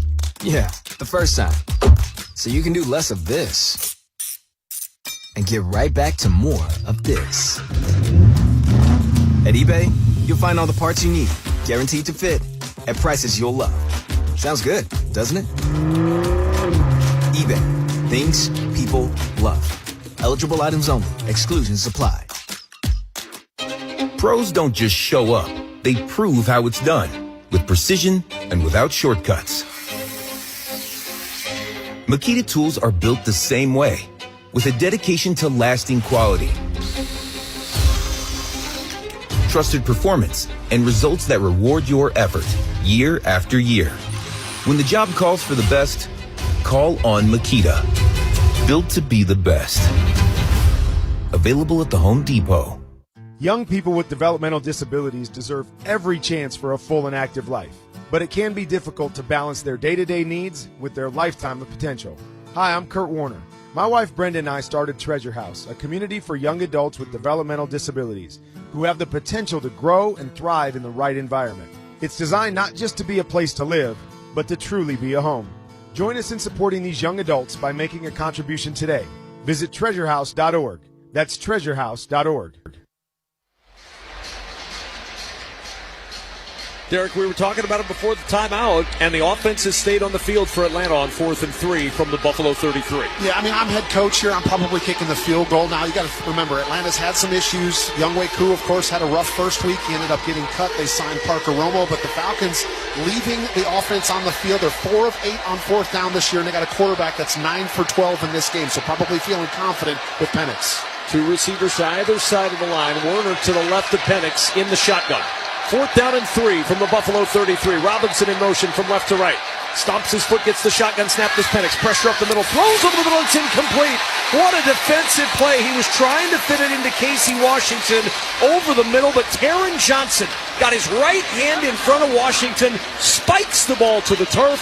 Incomplete pass, turnover on down. Yeah, really tight coverage. Give Taron Johnson a lot of credit on how he runs with Casey Washington here on this in route. Now the ball is thrown slightly behind Washington. I think maybe if it's a little bit more out in front so he can run into the football, he's got a chance. But the fact that it was thrown on his backside number gave Johnson just enough time to get in there and knock the football away. And now Buffalo with an opportunity to double up. They're going to get the football to start the second half. They've got 3 timeouts. And they're going to go to work, 1st down and 10 at their own 34-yard line. In the shotgun with Johnson to his right, now to his left. Josh Allen along the right hash. Gets the shotgun snap, looks and throws left side. Catch is made at the 40 by Coleman. And Coleman actually gives up a yard, backing up. They'll spot him down near the 37-yard line. Mike Hughes with the tackle. Coleman gave up almost 3 yards and only picks up 4 on the play. Had plenty of cushion out there, too, but he decides to try to turn back inside to pick up more, but he gets tackled in his footsteps and loses a few. 2nd down and 6. Allen from the shotgun looking left. Nobody open. Throws it right. And that pass is incomplete. Trying to get over the middle to Elijah Moore. It was a low throw. D. Alford on the coverage. And that bounced off the turf. Incomplete pass. 1:25 to go in the second. And it is 3rd and 6. Remember, Josh Palmer shaken up earlier in the game. And so Elijah Moore has been the receiver that's come in and filled in for him. And very critical 3rd down here for Buffalo to keep this drive going and not have to punt the ball back to the Falcons. And now we've got a stoppage in play. They may be taking a look at this. Field of an incomplete pass is under review. So they're going to look at it a little bit more. Looked like on the replay we saw, Derek, that ball did touch the turf and was loose after initially pulling it in. Elijah Moore was pretty emphatic that he caught it. Now this ball ends up kind of coming right off the top of the turf. Moves a little bit, but looks like he might have retained possession. Well, they'll take a look at it. We'll step aside. 1:25 to go first half. 21-7 Atlanta. You're listening to Monday Night Football on Westwood One. Hey everybody, Kurt Warner here. Ever since retiring from the NFL, I've wanted to use my knowledge and expertise to impact the future of our game. So I created QBConfidential.com to build better players, smarter coaches, and more informed fans. If you want to increase your football IQ, learn quarterback technique, build a playbook, go inside the film room, or develop the mindset of a champion, QBConfidential.com is perfect for you. That's QBConfidential.com. Join the team today. This is the story of the one. As a maintenance supervisor at a manufacturing facility, he knows keeping the line up and running is a top priority. That's why he chooses Grainger. Because when a drive belt gets damaged, Grainger makes it easy to find the exact specs for the replacement product he needs. And next day delivery helps ensure he'll have everything in place and running like clockwork. Call 1-800-GRAINGER, click Grainger.com, or just stop by. Grainger, for the ones who get it done.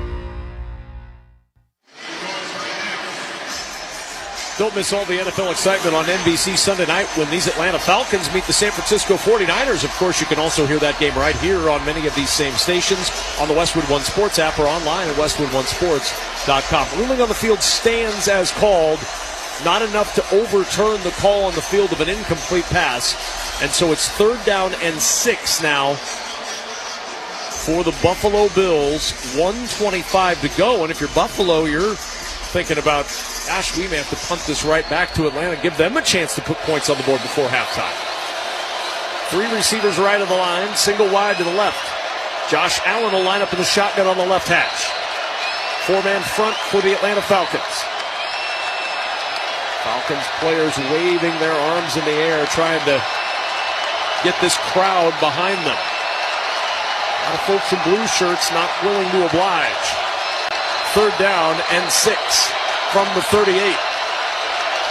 Allen ready, stomping his right foot, gets the shotgun snap. Falcons rush 4. Allen throws, left sideline incomplete. Bounced off the foot of Keon Coleman. A.J. Terrell on the coverage. It's about the 3rd time tonight, Derek, that Josh Allen's been low on throws. Yeah, and he kind of throws both of his arms down, some frustration. I don't know if it's frustrated with himself or the routes. A lot of contact with A.J. Terrell there as Keon Coleman's trying to come out of his break. But that ball, as you mentioned, Kevin, kind of down by his shoelaces there, was going to be a difficult catch. And now Atlanta, with 1:22 to go in this first half, and all 3 timeouts, is going to get the football back. Mitch Wishnowsky to punt it away. Jamal Agnew waiting back with his toes on his own 18-yard line. Wishnowsky sends this sky-high punt toward the near sideline. Agnew will wave for the fair catch and make it at the 14. There's a flag down, far side of the field, near the 20-yard line. Almost always those flags are against the receiving team, and if it is, it'll back them up half the distance to the goal. 49-yard punt. Officially down at the 13. We'll see what Sean Smith, our referee, has to say after he sorts this out. There's no foul on the play. 1st down, Atlanta. Never mind. Nothing to sort out. Sean Smith, an internal auditor in his day job, quick audit of that penalty, found nothing there. Promise you that in his day job, he always finds something when he's auditing. That's what he's paid to do. That's what he's paid to do.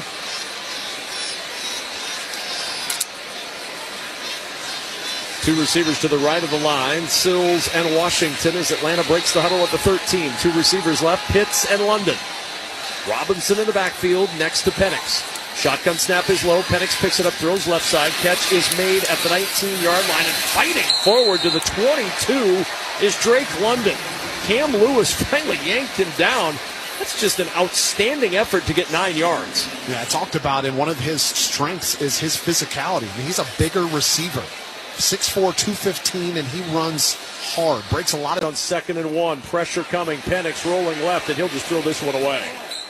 Bills brought the house that time, and Penix realizing that, you know what, nothing was happening there. Let's throw it out of bounds. And there's an injured Buffalo Bill, and it's Christian Benford. We've called his name a ton tonight. And Benford down, favoring his left ankle at about the 36-yard line. So the Bills could ill afford to lose another guy in their secondary. They already had to put DeMar Hamlin on IR earlier today. Christian Benford has been a huge factor at that cornerback spot. They brought Jordan Poyer, the veteran, to shore up the secondary from the practice squad today, but they're getting a little thin back there. It's a Bills defense that's been hit hard by injury. They really have. And, you know, you think about this game, Christian Benford, Greg Rousseau have been two of the more productive players in this game, so they can not afford to lose another defender here as they're trying to slow down a Falcons offense that's kind of hitting on all cylinders, as Drake London already 7 catches and 1 yard shy of 100 yards here in the first half. Penix really kind of distributing the football around the field. Of course, earlier in the game, the 81-yard touchdown run for Bijan Robinson. So Benford now up on his feet, favoring that left ankle as he walks gingerly toward the Buffalo sideline, the near sideline here in Atlanta as we see it. And it'll bring up a 3rd and 1 now for Atlanta from the 22-yard line. Clock has stopped with the incompletion. 42 seconds remaining until halftime. Falcons have all 3 timeouts, but the first concern is the first down. Their third 3rd and 1 tonight. They're 2 for 2 on the 3rd and 1s. It's a lot of numbers, but they just need 1 yard. Yeah, there you go. Out of the pistol formation, Robinson behind Penix. The hand is to Robinson. He's got the first down across the 25 and down to the 27-yard line. And Raheem Morris will say, well, you know what, let's call timeout. 37 seconds to go. You've gotten that first down. Now is this when we really start to see the pace pick up? Yeah, I think now you got to start chewing up yards, and I think you feel confident with the way that Michael Penix is throwing the football in this game. His receivers are getting open, and give the offensive line credit for keeping, for the most part, this Buffalo Bills pass rush out of the backfield. that play, you can run the ball with Robinson there to pick up the first down when you've got those 3 timeouts. So we talked about it. It's kind of the luxury here in this 2-minute drill. You still got a couple of timeouts here. You've got the entire field to work with. They can try to hit something down the middle. They can go outside. You pretty much got everything at your hands here from a play calling perspective. First down and 10 at the 27-yard line. 2 receivers to the right of the line. London to the left in the slot. Out of the shotgun, it's Penix. Bills bring some pressure. Rousseau is doubled on that pressure throw over the middle, and it's almost intercepted. He was trying to fit it into Washington, and flashing in front was Tre'Davious White. He had a chance at a pick. The ball's incomplete. Clock stops, 31 seconds to play, second down. Yeah, I thought that there would have been a chance for a lights-out type hit right there, but give Tre'Davious White credit for realizing that a better opportunity, this safer situation, just try to go ahead and knock that football away, as Taron Johnson was also in coverage from the backside. Benford on his way to the Bills' locker room. A little early exit for Benford, the corner, on 2nd and 10 from the 27-yard line. 2 receivers right, single to the left is Washington. Out of the shotgun is Penix on 2nd down. Just a 4-man Bills rush. Penix throwing open London, and he missed him at midfield. He had an opening in that defense near the far sideline midfield stripe, and Penix just missed a wide open Drake London. Yeah, those corner routes where the receiver is running upfield and then he comes out toward the sidelines on a corner route, it's just, you just never know exactly. Yes, you could say, well, this is what they do in the offseason. They understand each other, but the angle that he comes out was just slightly off as Penix is throwing this ball with anticipation. He throws it a little bit further toward the sidelines, and Drake London was going a little bit more upfield. 4 straight incompletions for Penix. A 3rd down and 10 for Penix. And the hand is to Robinson, and Robinson to the 29-yard line, and that's all. A 2-yard gain and a timeout used by Buffalo, but some pushing and shoving after the play. Tempers flaring a little bit at the end of that, and there's an injured Bill at the end of the play as well. Slow to get up is Terrell Bernard.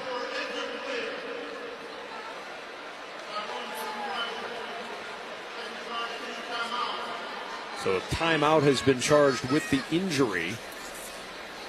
So the timeout used by the Bills with the injury leaves them with 1 and 21 seconds to work with on 4th down. And Sean McDermott's got to just be saying uncle on the injuries here. Of course, we talked about Daquan Jones going down in pregame warmups. We just talked about Terrell Bernard. They're just continuing to getting banged up on this in this game. Well, remember, they came in with Matt Milano already on the shelf. He's been battling a pectoral injury, and he re-aggravated that injury last week. And now you've got Terrell Bernard, who's been in the middle of every play tonight, holding his right leg. And he is up, but very slowly. It has been a rough go. Meanwhile, Jake Matthews for Atlanta is heading to the locker room early. The veteran left tackle, and he's limping. Both teams' depth is going to get tested here as we close out the first half and get into the second half, as number of players getting banged up in this one. Derek Rackley looking for his pads. The moment has come out of retirement. Yeah, then you would see me coming off the field hurt as well. Before you got to the field. Rackley sprains an ankle leaving the booth. Questionable to return. 4th and 8, and the punt coming for Bradley Pinion.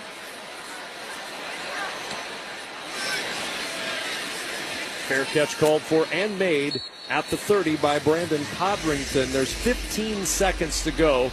They have 1 timeout.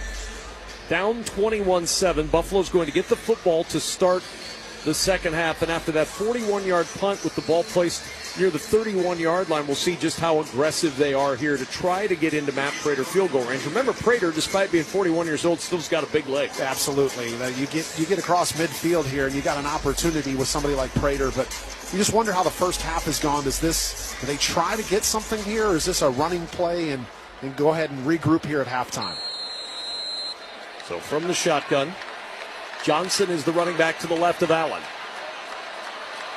Josh Allen will throw on first down. 4-man Falcon pressure. Allen looking over the middle, throws, and it's intercepted.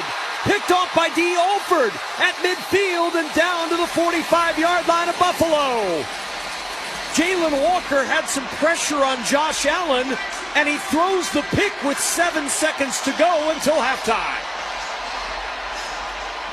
Listen, I'm not the type of person that says told you so, but just the way that the first half has gone, like, I just felt like that's an opportunity for, now granted, Atlanta Falcons have 2 timeouts left. Maybe they wouldn't have let that happen, but Raheem Morris may have been comfortable going in the break as well at 21-7, but instead, you throw the football, you throw a pick. 2 weeks in a row now, Josh Allen's thrown a pick, and now Atlanta, with one play, they're back in field goal range looking to put points on the board. Maybe even more with 2 timeouts. They could take a shot downfield. 2 timeouts, 7 seconds for Atlanta. Remember, Parker Romo, the kicker, his long this year is 54. When he was in the XFL, he had a 57-yarder a couple of years ago. So now they're going to review this, not for the pick, but for the spot. So before we get this snap, with 7 seconds to go in the first half, they're going to check the interception to see, A, was it a pick? B, was he down? Was he touched? Or are we going to stay status quo? After review, the ruling on the field of an interception is confirmed. It is Atlanta's ball at the 49-yard line. So they're going to say he was touched, and they're going to back him up to the 49. It's 4 yards, but that's substantial in this moment when you only have 7 seconds left and you're trying to get into, at the very least, field goal range. 10 seconds now. They put 3 seconds back on the clock, so that helps a little bit. Probably can run 2 plays with those 2 timeouts that you have. You know, D. Alford was been the nickel player the last couple of years for Atlanta, but remember, Billy Bowman won that job out of training camp, and Billy Bowman inactive in this game. So with A.J. Terrell coming back, D. Alford moves back inside, and he ends up with that critical interception here towards the end of the first half that may give the Falcons an opportunity to get more points on the board. 2 receivers to the right of the line, single wide to the left.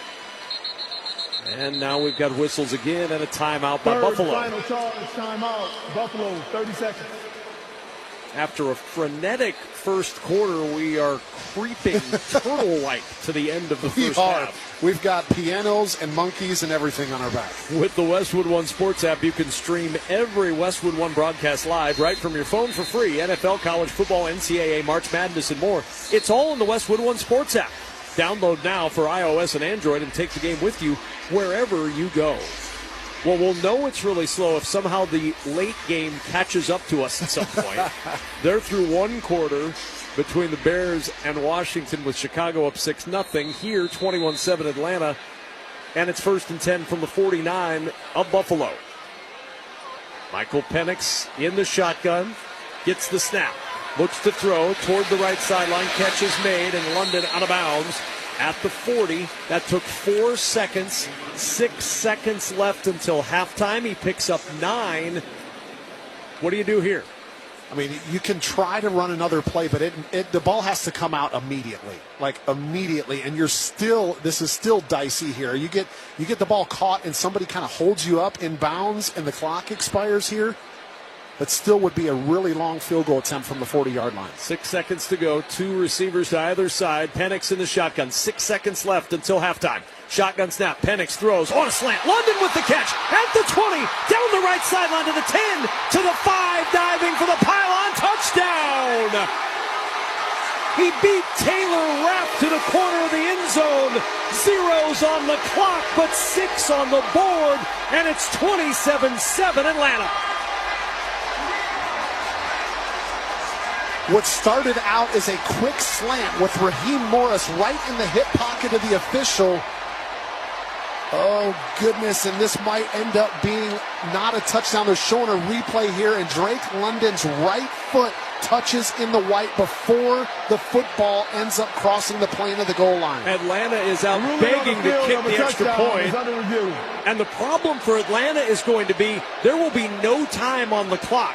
London broke free. Rapp forced that angle, and as he forced that angle, he may have forced him out of bounds before he broke the plane of the goal line. I mean, that's one of those situations that you got to just let it go, right, and just trust that the player's going to go make a play, and then Atlanta may end up without getting a touchdown on the board here. But you're thinking that you're just going to run a quick slant for 7 yards and call a timeout and kick a field goal. But then your receiver ends up getting it in the open field. You just going to let him be a football player. Well, you're not going to tell him, no, stop. Yeah, fall go down on the ground. Don't get the touchdown. After review, the ruling on the field is the runner was short of the goal line at the half-yard line.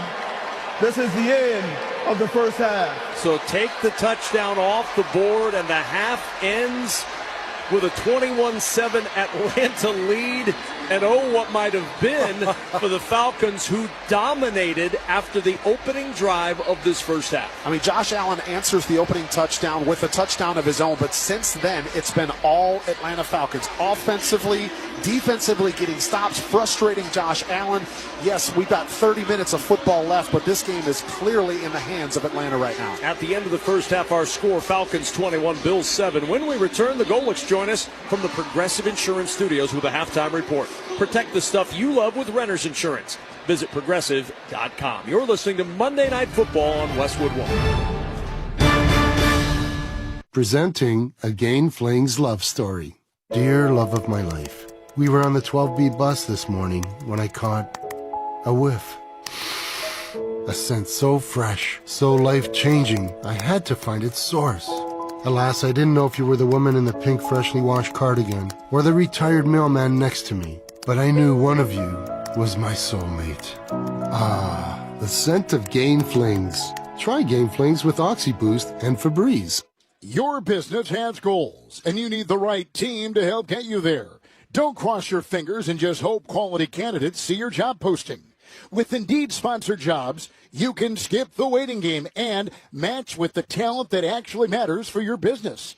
Plus, with Indeed-sponsored jobs, there are no monthly subscriptions, and you only pay for results. Don't leave hiring to chance. Hire better and work better with Indeed. Visit Indeed.com/credit. Back into the pistol formation. Warner motioning from right to left. Bijan Robinson the carry over the right side. Has a hole to the 25. Down the sideline to the 30. Across the 40. Breaks a tackle at midfield. Bijan Robinson. He's going to go all the way down the right sideline for a touchdown. 81 yards. The big play from Bijan makes it 20-7 Atlanta. That the call from Kevin Kugler and Derek Rackley as Bijan Robinson scampers 81 yards to the end zone. Welcome back to Monday Night Football on Westwood One. We're at halftime of the Bills and Falcons matchup. Atlanta leads 21-7 along with my dad, Mike Golick Sr. I'm Mike Golick Jr. And, Dad, I think we thought Atlanta might have a chance to keep this close, but an absolute blitz in the first half by the Falcons. Wow, I mean, unbelievable. Up 14 and almost up 21 with, 6 seconds to go. Drake London catches a slant, and you thought he was going to get down and just kick a field goal, but he goes on the 40-yard line. He went 39.5 yards, just stepped out of bounds right before the goal line, and the clock ran out. This is reminiscent now of Buffalo. They actually did it later in the first Sunday night game I called, where they came back from 15 down to Baltimore in the opening day in Buffalo. They're down 14 at halftime. Yeah, and nothing's really gone right for them. Meanwhile, like you said, for Atlanta, that last play about the only thing that's gone wrong for the Falcons so far. Bijan Robinson, 12 carries, 138 yards and a touchdown, including that 81-yard scamper. And, Dad, when you look at Bijan's career, one of the things that had been eluding him was those big plays. Bill Barnwell tweeted, Bijan Robinson, 50-plus yard plays in 2023 and 2024, had 1 in 34 games. This season, he's got 3 in 4.5 games, including that run. He's a big play waiting to happen. But, Dad, you got to be impressed with that Falcons defense on the other side, really making Josh Allen uncomfortable. Yeah, they really are. They're getting after him. And boy, how about the one series, 3 plays? Josh Palmer, the wide receiver, gets hurt. The next play, Connor McGovern, the center, gets hurt. And then the play after that, Josh Allen gets sacked and falls on his left hand awkwardly, and he gets nicked up a little bit. On defense, they lost Terrell Bernard, got injured. Christian Benford got injured. The injury bug is really, really hitting them. But, yeah, this Atlanta defense has been a little bit hot and cold throughout the year, but for the most part on the upswing, getting pressure on the quarterback.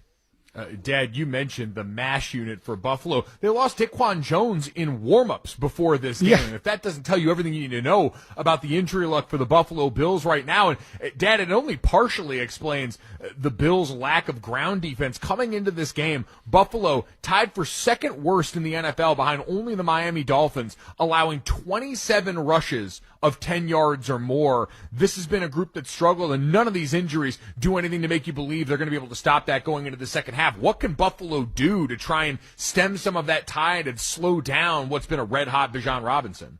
Well, I mean, they're going to have to stack the box. I mean, they're going to have to, and that's just going to open you up to play action because you saw the linebackers just sucking up to the line of scrimmage. Penix really puts that ball in there for a ball fake on Bijan Robinson and opens up behind the linebacker, so it's going to be difficult for Buffalo.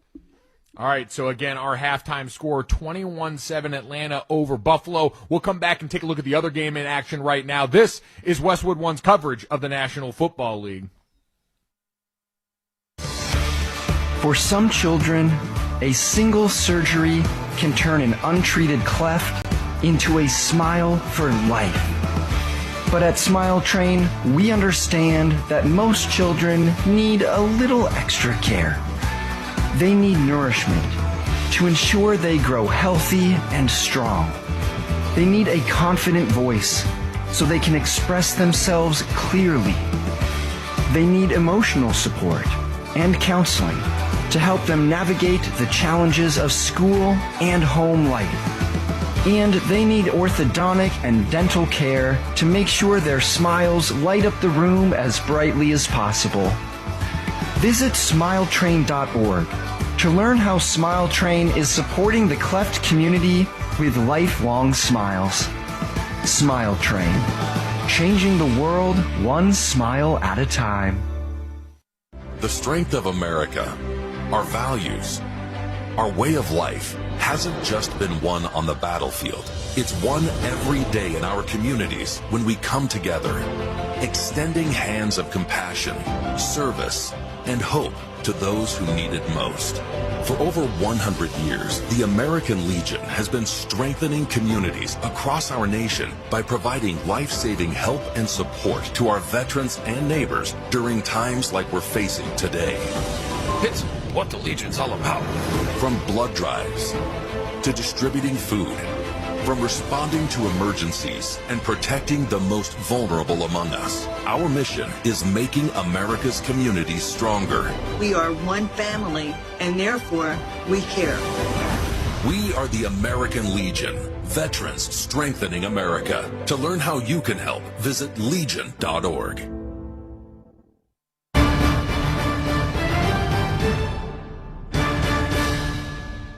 Let's pause 10 seconds for station identification. This is Westwood One, your home for Monday Night Football.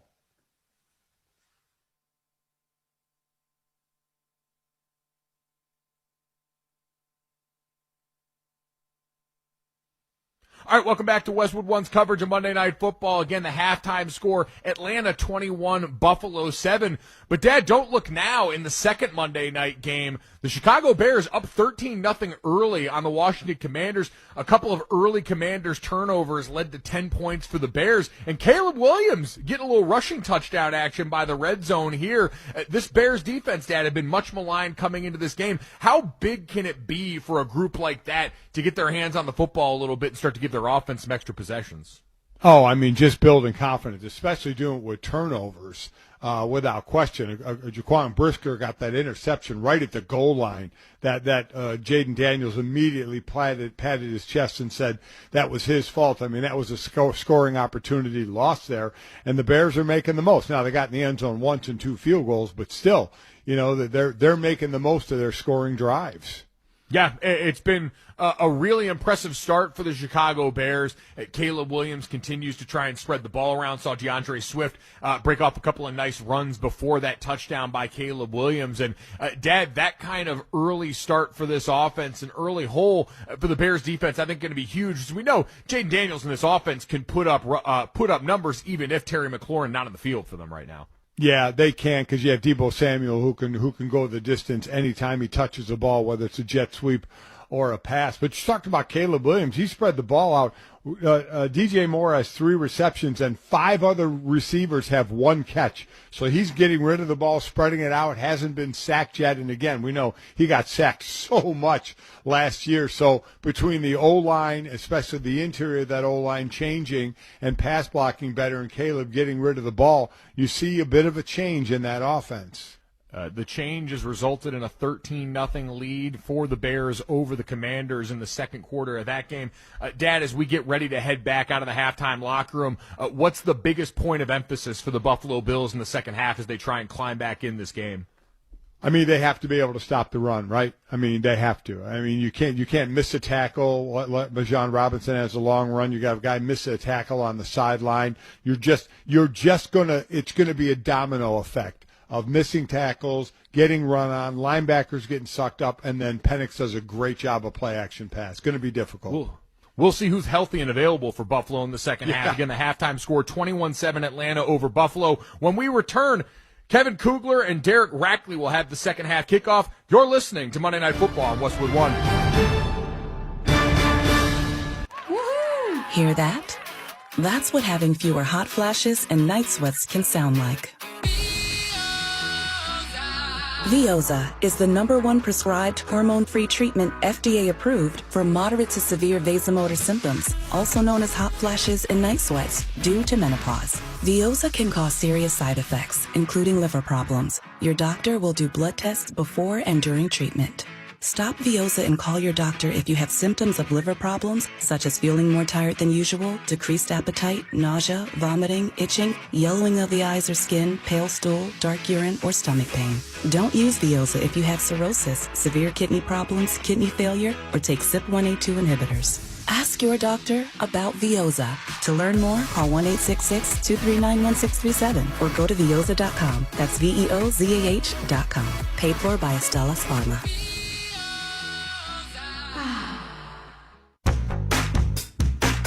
Carne asada is back at Chipotle. It's our most tender steak, expertly grilled throughout the day, expertly seasoned with garlic, cumin, and coriander, expertly finished with fresh lime and hand-cut cilantro and crafted just for you. Nobody does carne asada like Chipotle. Nobody. Our most talked about steak is only here for a limited time, so order now in the app for pickup or delivery. Chipotle, for real.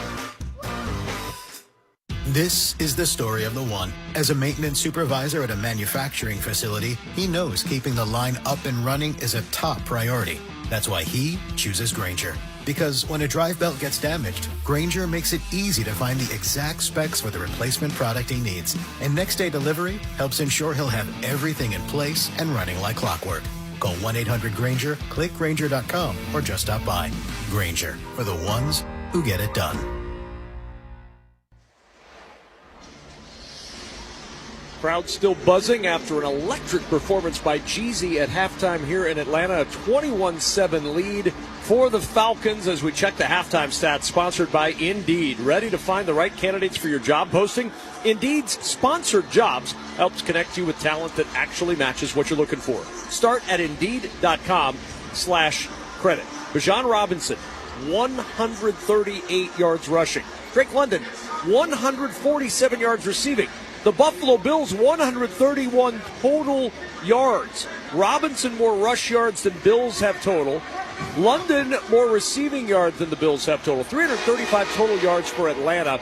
37 offensive plays, and they're averaging 9.1 yards per play in the first half. Bills at 5.2 yards. Josh Allen, 5 of 12, 98 yards, 1 touchdown, 1 interception. Palmer, 2 catches for 60 yards to lead the Bills. What do you see for these two teams in the second half with 21-7 on the scoreboard in favor of Atlanta? Yeah, here's what I know about Josh Allen and the Buffalo Bills is that he's going to come out fighting here in the second half. Now, it was a really bad performance by him and this entire team in the first half. But one thing I know is that he's not going to give up without a fight. So another thing that I thought about coming into this game for both teams is that you're going to have to fight for 60 minutes because this is a very good chance this game comes down to the wire, and we'll see what Josh Allen and the rest of the Buffalo Bills have in store here in the second half. Bills will have the football to start things off. A high, short kick taken to the 8-yard line Buffalo's Codrington across the 20 to the 25-yard line and down as he gets to the 27-yard line, and that's where Josh Allen and company will work. First down and 10.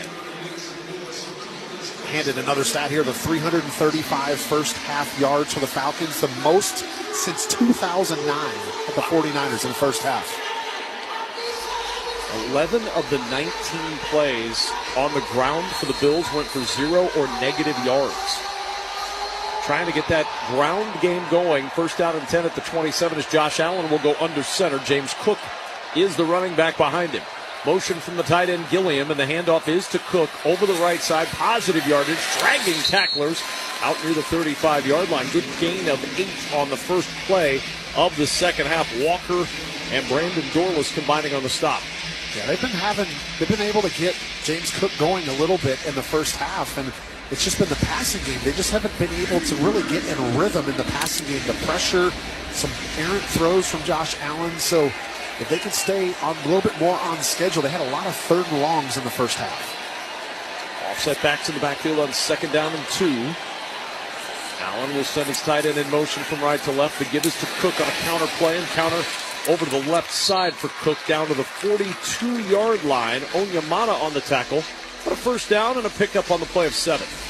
There'll be some opportunities because Atlanta is deciding to bring Jesse Bates down in the box. So they're bringing that extra player, that 8th defender in the box. And generally that means you've got some opportunities in the passing game with single high safety if they continue to try to defend the run in that fashion. First down and 10 at the 42-yard line of Buffalo. Into the shotgun with Ty Johnson to the right of Allen. Now he'll shift him over to his left side. Allen leaning in, stomps his right foot, gets the shotgun snap, drops between the hashes, throw over the middle, and a low throw is caught by Khalil Shakir, diving down at the Atlanta 49, covered up by Bates there. A pickup of 9 on the play, and it'll bring up 2nd and 1. Good start for the Bills on this opening possession. Yeah, they've got a couple of good first down plays here, and that's what they did not have a whole lot in the first half, is being able to have success on first down and giving them options. They just got to third down where they became predictable and had to throw the football. 2nd down and 1 with Cook as the single setback. Allen will go under center this time for the Bills. Motion across from the tight end Gilliam.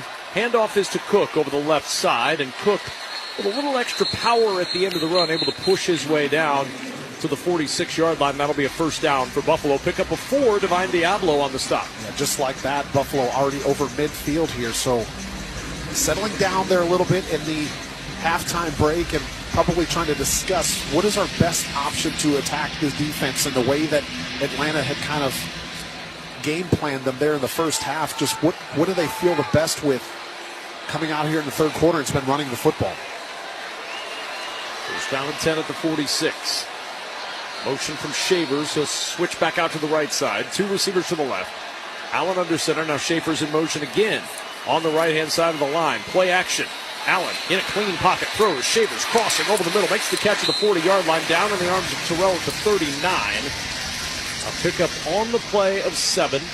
It'll bring up 2nd down and 3. And again, another good first down play. That's been the hallmark of this drive so far. Yeah, absolutely. And they actually, with the play action here, they were trying to see if they could get Keon Coleman downfield with a one-on-one matchup that they liked. But instead, he comes off of it quickly, finds Shavers on the crossing route, but still almost like an extension of the running game. Another successful first down play. Shavers motioning on the right side of the line once more. Allen under center. Johnson the running back. 2nd down and 3 at the 39 of Atlanta. Bills trailing 21-7. Play action. Allen under pressure, throws out of the backfield. It's caught by Ray Davis, and Davis with the catch. Upended as he gets to the near sideline at the 35, but that's a first down. B. Alford on the tackle, pick up of 4, and they move the chains again. Yeah, just a really quick release there from Josh Allen, getting the football out of his hands, understanding the situation, knowing that if he just gets the ball out into the hands of Davis, they got a first down, continue this drive, coming out looking a lot better here in the third quarter. Now, Joe Brady, the offensive coordinator, coming up with a nice mix, especially on first down for Buffalo. First down and 10 at the Atlanta 35-yard line, trailing 21-7. Cook is the single back. Allen turns from under center, gives to Cook. A burst over the left side. Cook dragging tacklers across the 25 and down to the 23. Xavier Watts and D. Alford had to work together to get him down after the 12-yard gain. A lot of credit to this offensive line and how they're blocking up front here. Really good combination block on the left-hand side of the offensive line between Deion Dawkins and David Edwards, just really dominating the defensive tackle on that side, opening up a hole for James Cook to just be able to burst through. First down and 10 at the 23. Cook again is the single back. Allen under center. Allen turns, gives to Cook, left side, a little bit of an opening, and a good gain on first down. I think you've heard me say that before. Pickup of 6 before Walker trips him up. The Bills are in the Lowe's red zone. Lowe's knows Sundays hit different when you earn them. So they're helping you with deals on top brands like Scott's, Pit Boss, Cobalt, and Trex Decking. Lowe's, official partner of the NFL. Second down and 4. Time-consuming march to start off this third quarter. Already 9:43 and counting to play in the third. Second and 4 at the Atlanta 17. Ray Davis is the single back. Gilliam in motion on the right side of the line. Allen is under center. Allen turns, fakes the give, rolls right, throws. Davis out of the backfield to the 10, down the right side under the 5, diving for the end zone, touchdown. And the Bills are right back in it as Ray Davis finds the end zone for the first time this year. 16 yards out, 21-13 Atlanta. And just like that, that's how you got to compete for 60 minutes against the Buffalo Bills. A very methodical first drive. And Kevin, there wasn't really anything creative. They didn't try to take shots downfield. It was run the football, block the line of scrimmage, a couple little dump outs to the flat, and just like that, march all the way down the field and put a touchdown on the board with Ray Davis. It looked like a team, Derek, that leads the league in time of possession. Yeah, exactly. That's the kind of drive you have when you lead the league in time of possession like they do. The extra point is good. 9:23 remains on the clock in the third quarter. Penix and the offense haven't even touched it yet for Atlanta. 21-14 Falcons. This is Westwood One's coverage of the National Football League. Some journeys start small, with small pause and big purpose. Look how she fly, you sweet girl. Every great partnership begins with the first step. Bella, let's go. Guiding them through the world so one day they can guide someone through life. With shared experience, confidence grows, and the path becomes clear. It takes time, patience, and love. But the reward lasts a lifetime. Hey, good girl, Bella. You don't just raise a puppy. You raise a future. Become a Dogs Inc. puppy raiser. Give a dog a purpose. Give someone hope. Learn more at dogsinc.org. I'm Naheem Hines, professional football player and proud supporter of the Muscular Dystrophy Association. My mom was diagnosed with muscular dystrophy when I was 14, and I watched her struggle. But MDA helped her get the best treatments and care, and they also help kids like my buddy Ethan. My name is Ethan, and I'm 12 years old. Thanks to the Muscular Dystrophy Association and people like you, I have more hope than ever before. From day one, they've treated me like family at my local care center. MDA is the only one that funds over 150 care centers across the U.S. to help provide state-of-the-art care for adults and kids like me. For over 70 years, MDA has been transforming the lives of people living with muscular dystrophy, ALS, and other related neuromuscular diseases. They fund the research for breakthrough treatments, care, and cures. And MDA provides support to thousands of families like mine and Ethan's in communities like yours. Thanks to MDA, kids and adults can live life to its fullest. Join us and learn more at MDA.org today. Bills with a touchdown to open the third quarter, and let's check the Buffalo Drive summary, sponsored by Nationwide. Nationwide is so much more than a great insurance company. They're a financial services company, too. For your insurance and financial needs, Nationwide is on your side. A 9-play, 73-yard drive took 5:37 off the clock. Josh Allen, 4 for 4 for 36 yards and the touchdown, but probably the most impressive thing, Derek Rackley, they did not get to third down on that drive. Yeah, I mean, they just ran the football, and they were just ripping off 8, 10, 12 yards.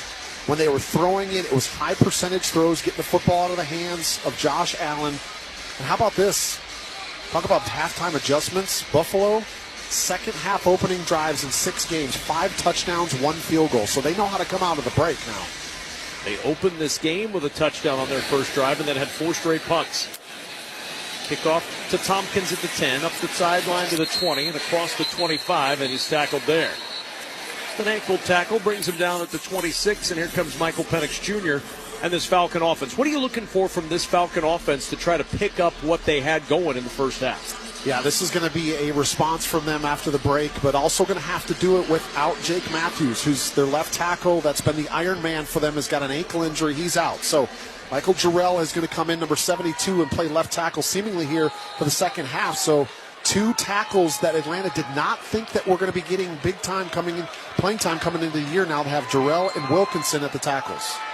Washington in motion from left to right. From the pistol formation, the give is to Robinson, and Robinson slipped through a crease on the left side and gets to the 34-yard line. That's an 8-yard gain. They give him 9, a push late to get to the 35. Shaq Thompson finally able to bring him down, but a 9-yard start to this drive for Bijan Robinson.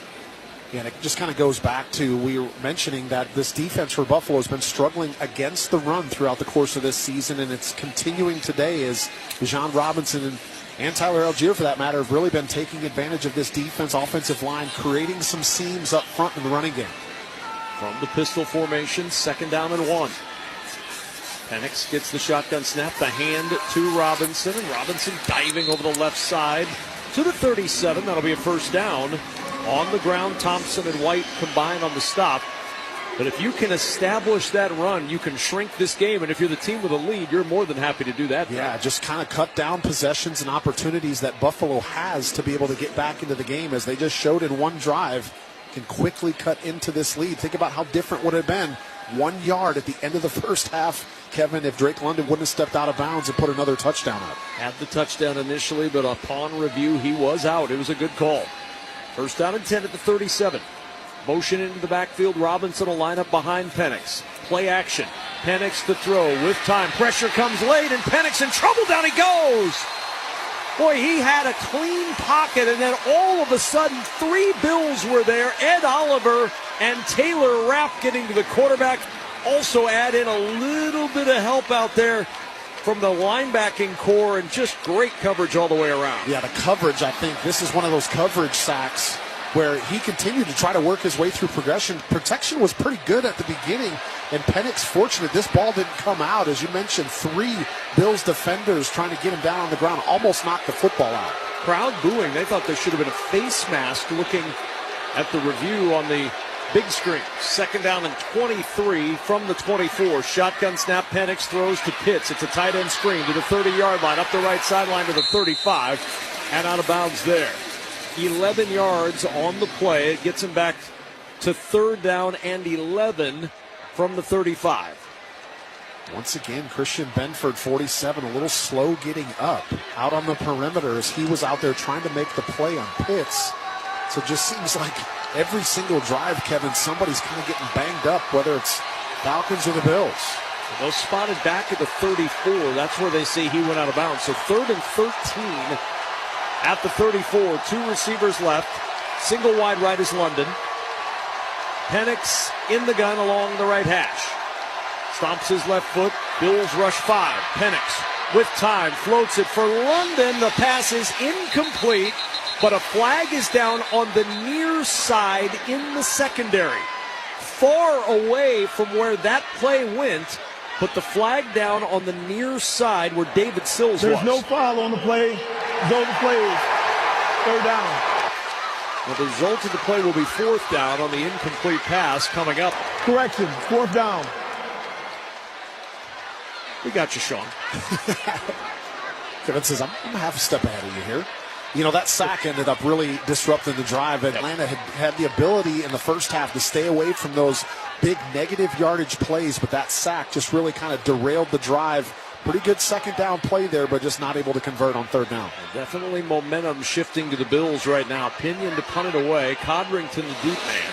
Codrington will creep up on this one to the 27-yard line. Fields it with blockers at the 30, across the 35, tiptoeing out of bounds near the 40, but a flag is down behind the return, and this is likely going to bring the Bills back with a hold.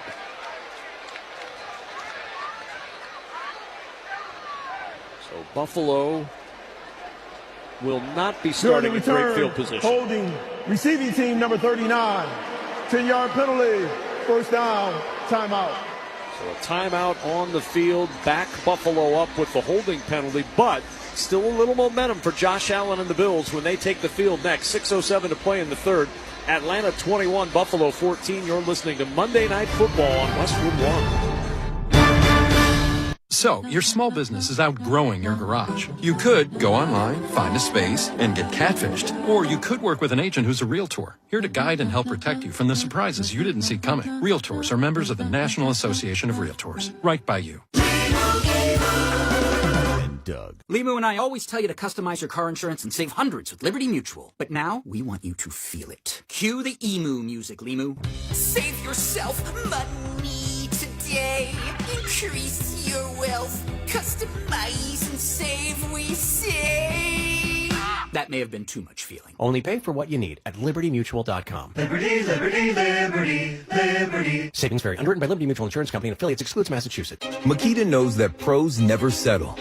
And neither do we. With Makita, you get tools that perform at the highest level on every job without compromise.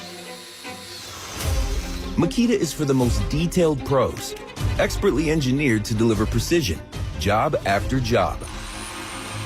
When your work calls for the best, call on Makita. Makita, built to be the best. Available at the Home Depot. Why pay more for a great shave? Choose Barbasol, America's #1 brand of shaving cream. Barbasol's instant thick lather gives you a close, comfortable shave at a trusted value. Barbasol. A reminder to join us tomorrow night for our next U.S. soccer broadcast on Westwood One. It's the United States men's national team against Australia in a friendly on the road to next summer's FIFA World Cup. Callum Williams and U.S. legend Toby Jones will have all the action beginning at 8:45 p.m. Eastern. Catch every moment for free on the Westwood One Sports app, online at westwoodonesports.com, or just ask Alexa to open Westwood One Sports. Don't miss it. USA versus Australia tomorrow night at 8:45 p.m. Eastern Time.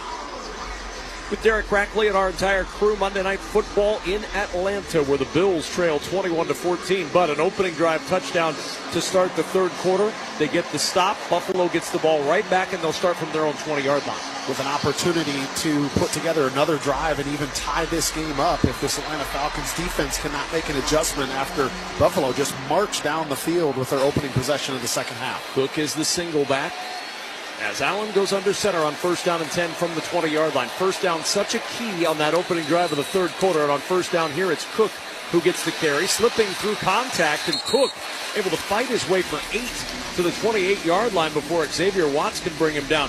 That's how they played a lot in that first drive of the third quarter. Falcons going to have to find a way to adjust here as this offensive line now is kind of settling in and finding ways to open up holes. James Cook has really struggled over the last, call it, week and a half or game and a half until this second half. They're finally getting him going where they need him. 2nd down and 2 from the 28. Offset backs behind Allen. Turn and give to Cook. Cook over the left side. 1st down. Didn't get much more than the 30-yard line, but that's what he needed to get the first. Roberts and Walker there to trip up Cook at the 30, and it's 1st down and 10. Now that last drive, after they were able to put together a couple of good runs here, this is where Joe Brady, the offensive coordinator, now maybe can start to put some play action in because these Falcons linebackers and even their safety, maybe Jesse Bates, feel like they've got to get down into the box to slow down this run game. So 1st down and 10 at the 30-yard line. They'll line up in the I. Single receiver to the right of the line is Keon Coleman. Motion from Dawson Knox, the tight end, who had a touchdown in the first half. Out of the I formation, play action, roll to the right. Allen's in trouble, tries to scoop the ball away and then throws it incomplete, intended for Keon Coleman. He danced around 2 Falcons in the backfield and got rid of the ball, and there's a flag down in the secondary. Holding, defense number 24, 5-yard penalty, automatic first down. So Houdini at the quarterback position, and then a flag, and it's a first down for Buffalo. I mean, that's just vintage Josh Allen right there, showing his strength, getting away from not one but two potential sacks to keep this play alive. But then it's A.J. Terrell gets called for the holding penalty down the field, so they get another first down, this time via penalty. So a first down and 10 at the 35. Line up two tight ends on the right side of the line with James Cook, the running back. Allen turns, gives to Cook, tries the left hash, and Cook finds yardage just across the 40-yard line. Sam Roberts on the tackle, but 6 yards on first down is a pretty good way to live if you're an offense. Yeah, now they're bringing Jesse Bates down again as that extra support defender because they've just not been able to consistently stop the run here in the second half. So trying to make sure that they've got that backside cutback, but that time Cook doesn't even need to get back outside. He just goes front side. This offensive line is opening holes for him. Second down and 4 at the 41. Cook again in the backfield as the single back. Allen again under center. Allen turns, gives to Cook, tried to jump cut to the right, and he got tripped up. Good penetration that time by Caden Ellis. Zach Harrison there as well, and just nowhere for Cook to go on that run, third down. Yep. Harrison knifing into the backfield, finally able to get James Cook to stop his feet a little bit. That's what they had not been able to do. He just kept running upfield in stride.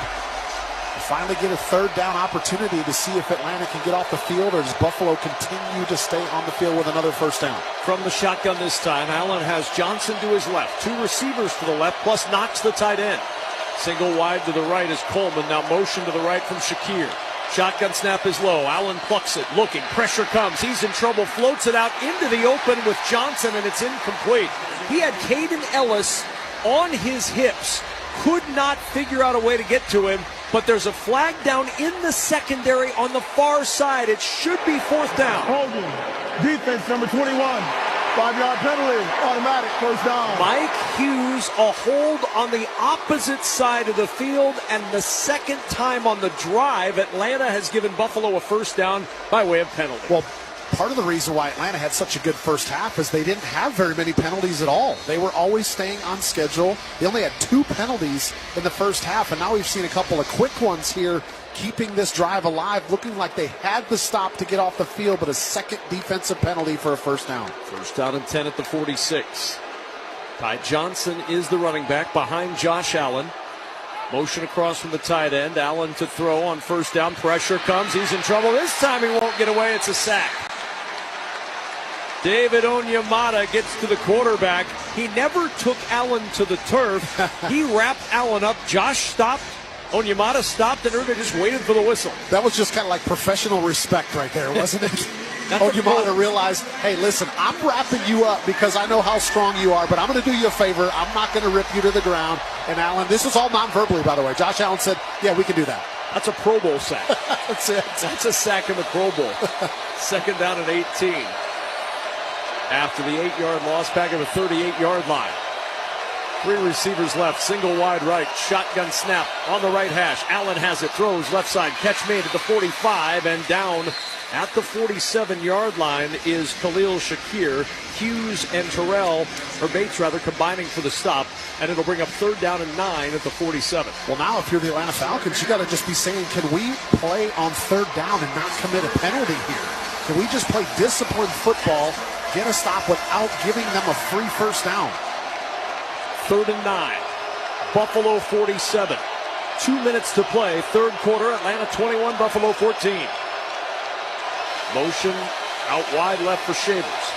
Allen creeping up to the line. Barking out, pointing out signals on the right side. Stomps his foot. Gets the low shotgun snap. Pressure comes. Throws. Quick slant. Caught by Keon Coleman at the 47-yard line of Atlanta. He stopped short of the first down at the 46. It's 4th and 2 at the Atlanta 46, and the Buffalo offense is staying on the field. Yeah, they're feeling like this offense is operating on a much higher efficiency than they did in the first half, and understanding the importance of this conversion here. If they can stay on the field, they really start to put the pressure on Atlanta. 4th down and 2, a trio of receivers bunched left. Johnson motioning wide left, out of the backfield. Now he'll come closer to Allen. Motion across on the left side from Shavers. Shotgun snap. Allen with blitzes coming from Terrell. Flips it out almost like an option pitch, and it's incomplete. He felt the backside pressure from A.J. Terrell, and he forward option pitched it to Ty Johnson, but he couldn't control it. It hits the turf incomplete, and a turnover on down. So many times we've seen that from Patrick Mahomes. It's almost like a shovel pass, but he was running for his life and just couldn't get enough on that to his intended receiver, Johnson. Falcons force the turnover on downs. They get it back near midfield, leading 21-14 with 58 seconds to go in the third. You're listening to Monday Night Football on Westwood One.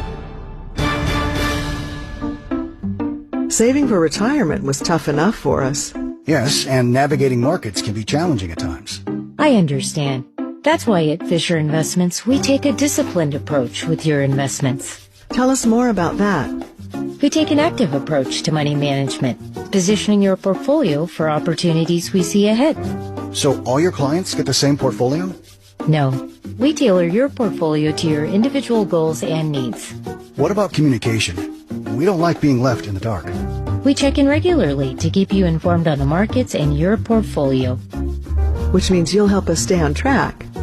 Yes, our goal is your comfortable retirement. And as a fiduciary, we always put your interests first, because we do better when you do better. At Fisher Investments, we're clearly different. Learn more at FisherInvestments.com.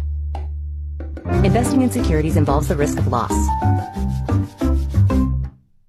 These new cars are so advanced. Thank you, Tim. You can talk? Can you give me advice? Well, you should have bought me with the Navy Federal Credit Union auto loan. Really? Correct. You could have received great rates and a pre-approval that's good for 90 days. Do you have an off feature? Do not be rude, Tim. Learn more at NavyFederal.org/auto loans. Navy Federal Credit Union. Our members are the mission. Navy Federal is insured by NCUA. Credit and collateral subject to approval. Kevin Kugler and Derek Rackley here in the Grainger broadcast booth in Atlanta. Game changers count on Grainger for professional-grade products, fast delivery, and free technical support. Call, click Grainger.com, or just stop by to get what you need. 21-14, Atlanta. 58 seconds to go in the third. Derek Rackley, Bills go for it on 4th down and 2 with a lot of confidence, but they come up short. And now, for an offense that has sputtered a little bit in this third quarter, a gift perhaps for Atlanta. Yeah, great field position here to start this drive for the Falcons. Remember, after that sack, Michael Penix had a finger issue that he was getting some attention on the sideline. Looked like it was actually a fingernail issue. I think they got it addressed. For good news for Falcons, it was on his right hand, which is a left-handed quarterback, should not affect the way that he throws. Motion from Warner from left to right. They'll start 1st down and 10 at the 47-yard line of Atlanta. Now motion across from right to left from Washington.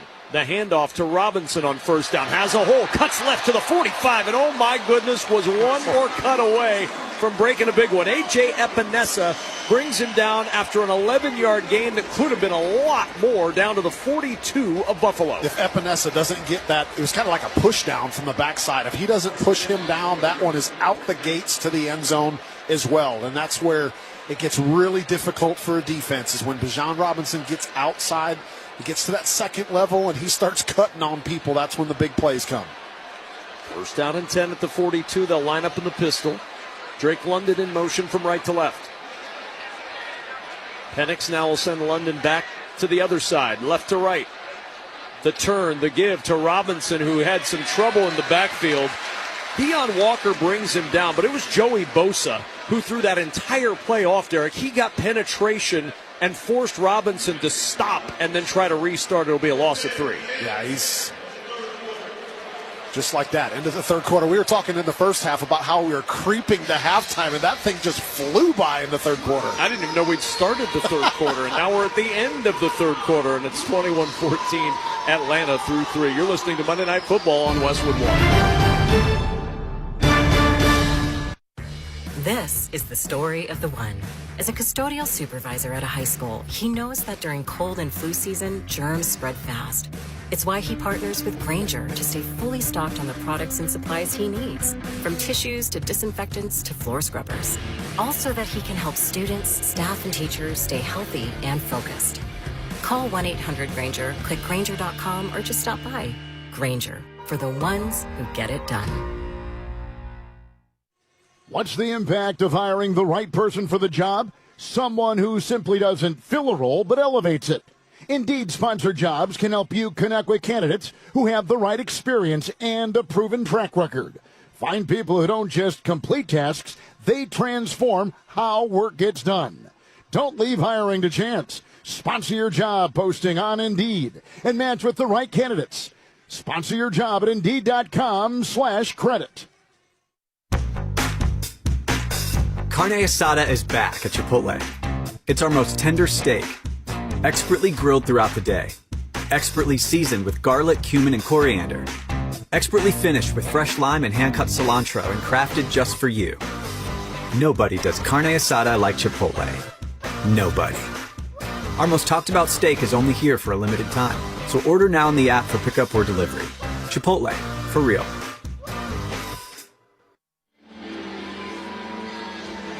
Don't miss all the NFL action Sunday morning at 9:30 a.m. Eastern on NFL Network when the Los Angeles Rams meet the Jacksonville Jaguars live from London. Of course, you can also hear that game right here on many of these same stations on the Westwood One Sports app or online at westwoodonesports.com.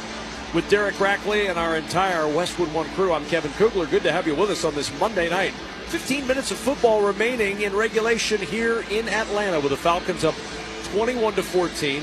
Atlanta now moving from our left to our right. They're at the Buffalo 45 with a 2nd and 13 coming up. Yeah, quick third quarter as Buffalo really retained possession. 17 plays against just 7 for Atlanta in that third quarter.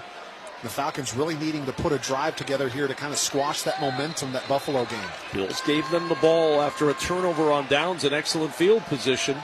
Now 2nd and 13 after a loss of 3. Algier in at running back. He's behind Penix. Robinson also out there. He goes in motion to give us to Algier over the right side, and he's going to lose yardage. Swallowed up by Deion Walker, the rookie from Kentucky, making his presence felt. And a loss back near the 46-yard line brings up 3rd and 14. Yeah, 2 running plays here on this drive going the wrong direction. And we mentioned with the left tackle, Jake Matthews, being out for the rest of the game with an ankle, they may end up deciding to go a little bit more to the right side to run away from Michael Jarrell. Not to say that he's bad, just lesser experience in this moment right now, but clearly going to have to go through the air here to get the first down. 3rd down and 14 from the 46. Motion on the left side of the line from London. Shotgun snap to Penix. Throws over the middle. That's incomplete. London up with both arms extended looking for a flag, and here they come. Laundry on the field, and is Buffalo about to bail Atlanta out on a 3rd down with a holding penalty? 3 officials confirming there's 2 flags down. London had already started pleading his case, and the flags came out. It's a hold is what the initial conversation is about. Looked like I may have read lips to see 47. That would be Christian Benford, who's been dinged up. Pass interference. Defense number 47. The ball replaced that spot in the foul. Automatic 1st down. And the discussion was, is it a pass interference? Is it a hold? Obviously carries a different penalty, but more importantly for the Atlanta Falcons, Derek, each carries a 1st down. Correct. And 3rd and 14, whether it was a conversion or a penalty, they needed something to continue this drive.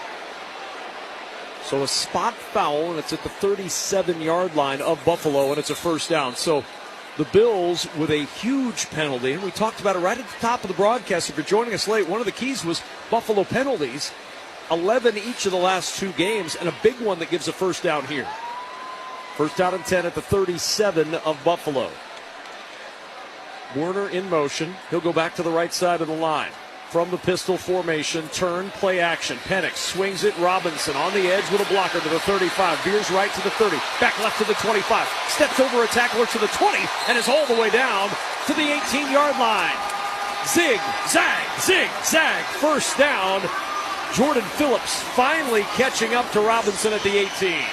I know you're play-by-play, Kevin, but I'm wondering during that call, did you count how many people he made miss, how many tackles he ended up breaking on that? It's just, that's what he does, and they're finding Zach Robinson, give him credit, because he's realizing they have not been able to run the football as well now with Jake Matthews out. So he says, okay, how do we get Bijan Robinson involved? We can get the ball out to him quickly in the perimeter and let him do what he does best.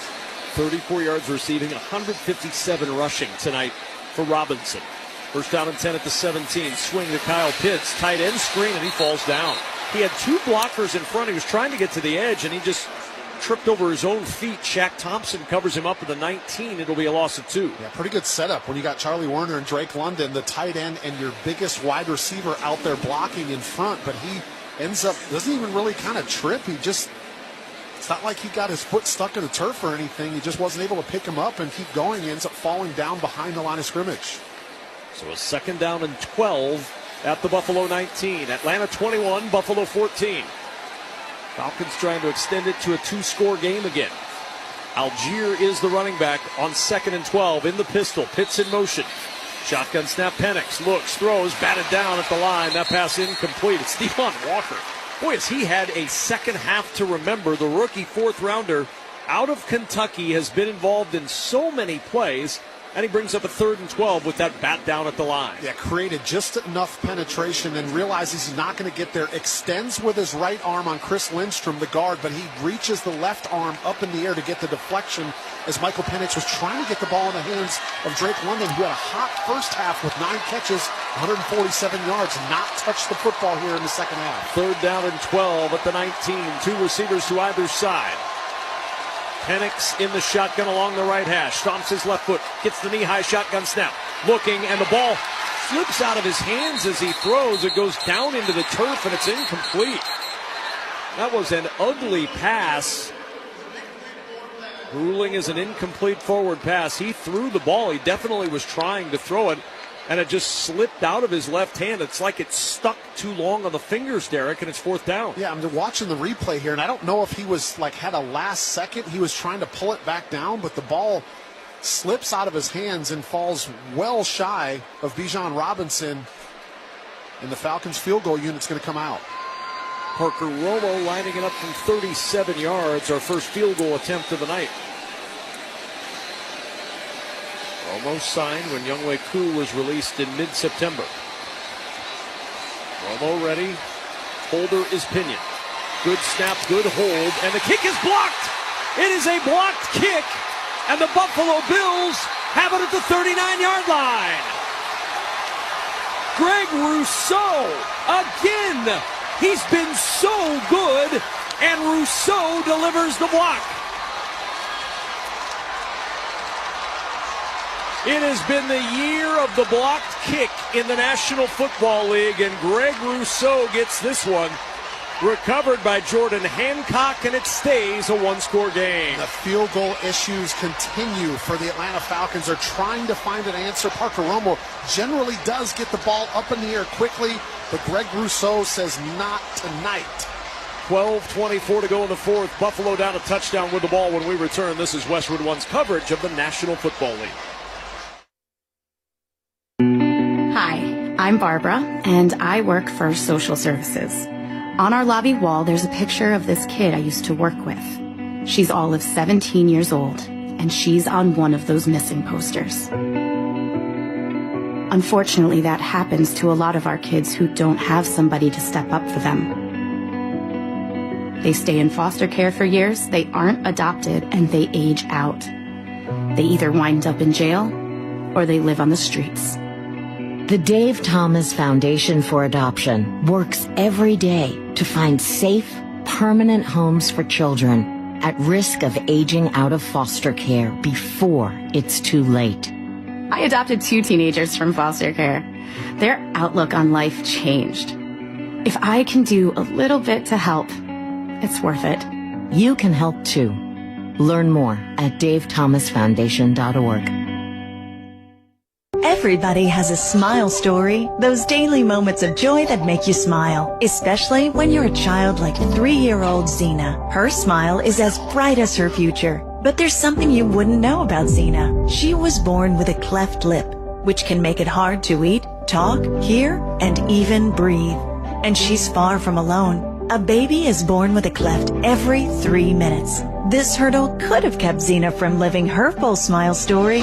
Thankfully, she met Smile Train. Since 1999, Smile Train has helped millions of children like Zena find their forever smiles. by empowering medical professionals around the world to provide cleft care in their own communities at no cost to families. Smile Train is working tirelessly to give every child with a cleft the opportunity to live their full smile story. Learn how you can help more kids like Zena at smiletrain.org/learn. Kevin Kugler and Derek Rackley here in the Grainger broadcast booth in Atlanta. Draw up a winning play with Grainger, offering supplies and solutions for every industry. Grainger will help your business cross the goal line. Call clickgrainger.com or just stop by. 21-14 Atlanta. First down and 10 Buffalo from their own 39-yard line. Offset backs out of the eye, and a toss play to the left side. Looking for a little bit of running room is Ty Johnson.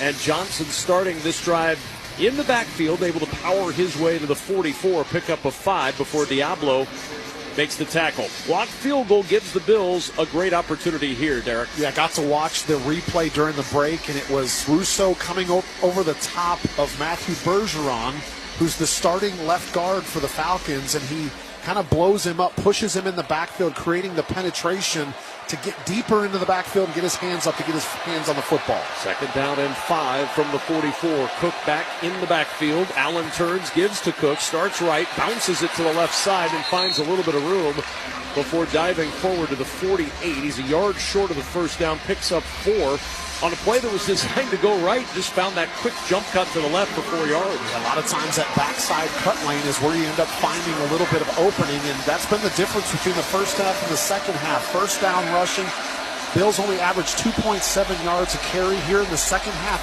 8.4 yards a carry. That's why they've been able to possess the football and stay on the field. Third down and 1. Allen under center. Gilliam behind him. The motion dropped by the motion man, and the ball is smothered. He went to Elijah Moore on the motion sweep, and he gets buried in the backfield as he dropped the football on the handoff. They looked like they were going to run a quarterback sneak, and instead Allen turned, gave it to Moore. He dropped it. By the time he picked it up, he was buried by Falcons. And it's 4th down. I don't really like the play call, Kevin, because you got a wide receiver that's filling in, right? Remember, he's coming in for Joshua Palmer. Now, I could be completely wrong, and maybe Elijah Moore repped this throughout the week. Now, Josh Allen did not do any favors. That was a very high handoff. That ball needs to be in his stomach. He handed it off by like his shoulder pads. Mitch Wisnowski will punt it away. Fair catch waved for and made by Agnew at the 15-yard line. So the blocked field goal does not cost Atlanta any points, and now Penix and company back to the field after a huge defensive play on 3rd and 1 for the Falcon defense. 21-14 Atlanta, 10-17 to go. You're listening to Monday Night Football on Westwood One. When your reputation's on the line, you don't leave anything to chance, especially your primer. Painter's Trust Kills primers for a smooth start, strong adhesion, and serious stain-blocking power. And now, the full Kills lineup is available exclusively at the Home Depot. Need it fast? Get same-day or next-day delivery, or order online and pick up in-store. Kills primers. Pro results, faster. The Home Depot. If you're a pro, you know. The United Airlines app has all the bells and whistles to make flying easier and can save you around 30 minutes at the airport. Get real-time flight updates, like a live countdown clock to boarding, even if your screen's locked. Get play-by-play directions through the airport with a personalized map. And if you want to make a game-time decision and go home early or stay longer, there are no fees to change your flight. Get the United app at united.com/app. No fees to change your flight. Excludes basic economy. Applies to flights originating in the U.S. Fare difference may apply. Let's check the attendance and find out how many people are in the house, sponsored by Realtors. Buying a home can be a lot, but with the ethical expertise of a Realtor, you don't have to do it alone. Realtors are members of the National Association of Realtors. 70,421 in the house tonight. The one of that 70,421 is Roscoe Dash, who's performing right now on a stage to our right at Mercedes-Benz Stadium. Much to the delight of our talent spotter, Colin Lacey, who is, he's fired up in the booth. It's getting after it. It's getting a little embarrassing. Now 10-17 to go in the 4th. 21-14 Atlanta gets the ball back at the 15-yard line. Josh Allen a little frustrated on the sideline. Yeah, and look, I mean, I understand that might have been an element of surprise handing the football off to a wide receiver that the Falcons likely not expecting in Elijah Moore. But I just think, okay, number one, you got a short yardage situation. How about run it with Josh Allen, number one, right? Not get too cute. Or if you do want to run that wide receiver handoff, how about Khalil Shakir? Like a guy that's in the game plan all the time. He's in practice all the time. You feel comfortable getting the ball in his hands. I just didn't like the play call. 10-17 to go in the fourth. And Atlanta back to work from their own 15-yard line. Bijan Robinson is the running back behind Penix in the pistol. Motion across from the tight end, Werner, from left to right. And the give is to Robinson. Goes to left side. Robinson across the 20, and he falls forward near the 24. Good 9-yard run on first down for Bijan Robinson as he followed Charlie Werner around that left side. Yeah, a little counter action there, trying to show the defense that they're going to the offensive right side of the formation, but then they end up switching the motion in the backfield, handing it to the other side for Bijan Robinson. You mentioned with a little lead blocker out in front of him in a really good first down game. We talked about that a lot with Buffalo. Atlanta able to match on their possession. We'll spot it just shy of the 24. We'll call it a long 2. Second down and 2 for the first down. Robinson will motion into the backfield. He'll line up behind Penix. On second down, the give is to Robinson, and Robinson trying to find room up the middle, and there's none there. Excellent tackle right around the neck. Guess who? Deion Walker. Again, it's a loss of 1 on the play, and we have called Deion Walker's name time and time again in this second half. Well, remember, Deion Walker's gotten a lot of playing time when Ed Oliver was hurt, so he was one of the guys that filled in. He's got a lot of playing time, so probably playing with a ton of confidence. He's going up against Matthew Bergeron here, just fights his way off of that block and gets a one-arm tackle, which generally doesn't happen on Bijan Robinson. Well, and when Daquan Jones was injured in warm-ups, that opened up the door for Walker, and he's played a lot of minutes tonight. Third down and 2 from the 23. Penix in the gun, splits Robinson out wide right. Penix looking, throwing over the middle, trying to fit it into London, and a huge collision between London and Lewis. Cam Lewis almost lost. In fact, he did lose his helmet in the collision. The pass is incomplete, and it's fourth down. Yeah, that was a dangerous throw because that could have been picked off. I'm not sure if he didn't see Cam Lewis ends up kind of dropping off into coverage and throws this ball right into the middle of 2 Bills defenders. Really fortunate that that ball was not picked off. Right, Shaq Thompson, the other guy out there to make sure that London paid the price as well. And so a 3 and out, and Pinion will punt this away. Codrington is the deep man, creeping up to the 33-yard line of Buffalo. Pinion to punt. Codrington drifting back, backpedaling to the 25-yard line where he fields the punt. To the 30-yard line, Codrington stops and starts again and works out to the 34. And that's where Buffalo will go back to work. We've got 8.5 to play in the fourth quarter and a 21-14 lead for Atlanta. Later on, we'll select the defender of the game, sponsored by Navy Federal Credit Union. Our members are the mission. I thought in the first half, Derek, you might have a little trouble finding a defender of the game at the pace we saw at times in that first half, but I think there's some good candidates for that award that have developed throughout this second half. Yeah, we thought at times in the first half it wasn't going to be much defense at all, but I think that we will have some options here, but still plenty of time left with 8.5 to go here in the fourth quarter. First down and 10 at the 33-yard line. 2 receivers to the right of the line. Josh Allen back to work at quarterback along the left hash. Allen ready. Sends Cook motioning to his left. Shotgun snap to Allen. Looks right. Pressure comes. He's in trouble, and down he goes. He was able to get back near the line of scrimmage. He broke contain, and then as he tried to run up the middle, Sam Roberts got him around the ankle. First time Roberts has been active this year, and he comes up with a big play. Yeah, and he falls off, and not a lot of people have the ability to bring down Josh Allen. He usually runs through those tackles, but fortunately, Roberts able to get just enough of him to get him down right around the line of scrimmage. Second down and 10 at the 33. 2 receivers to the right of the line. Single receiver to the left is Shavers. Ty Johnson, the running back, to the left of Allen in the gun. Standing between the hashes, moving from our right to our left. He stomps his right foot. Gets the shotgun snap at his waist. Swings it to Johnson, the running back on the left side. And Johnson trying to turn upfield and nowhere to go. Arnold Ebiketie yanks him down around the waist, just a 1-yard gain, and it brings up 3rd and 9. The Falcons feeling that one because they had Divine Diablo coming unblocked on a blitz. Josh Allen gets the football out of his hands, but it seemed like those 3 or 4 Falcons defenders that were right there able to make the tackle to bring up a 3rd down and long here for Buffalo. They'll call it 3rd and 10. Bills are just 2 for 8 on 3rd down tonight. 2 receivers to the right. Keon Coleman, the single, matched up on the left side with A.J. Terrell. Allen trying to hear as he creeps up to the line.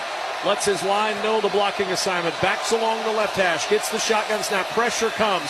Allen stands in. Throws to the right side, and it's incomplete. Nobody there at the 45-yard line. And it'll bring up 4th down. Now here's another one here because Josh Allen's going to Elijah Moore, and I don't want to continue to single him out. But it looked like Josh Allen was trying to throw that ball out as like a comeback or a deep out route, and Elijah Moore kept running upfield. So does Elijah Moore not understand the adjustment that needs to be made, especially when your quarterback is under pressure, but clearly not on the same page? Another situation where maybe Elijah Moore's not in the game if you don't lose Joshua Palmer. Wisnowski will punt this one away, and he angles it to the near sideline where Agnew fields it at the 17-yard line and breaks away to the 20. Agnew to the 25, and he's down at the 27. Flag is down as well as Agnew is tackled. That's on the far side of the field near the 30-yard line. Completely away from where everything was happening, but likely a hold against Atlanta during the return. During the return, holding, receiving team number 23. 10-yard penalty. 1st down, timeout. Marco Helms called for the hold and a timeout in Atlanta. 6:43 to go in the 4th. Frustration continues for Josh Allen. Falcons ball with a 21-14 lead. You're listening to Monday Night Football on Westwood One. When your reputation's on the line, you don't leave anything to chance, especially your primer. Painter's Trust kills primers for a smooth start, strong adhesion, and serious stain-blocking power. And now, the full Kills lineup is available exclusively at the Home Depot. Need it fast? Get same-day or next-day delivery, or order online and pick up in-store.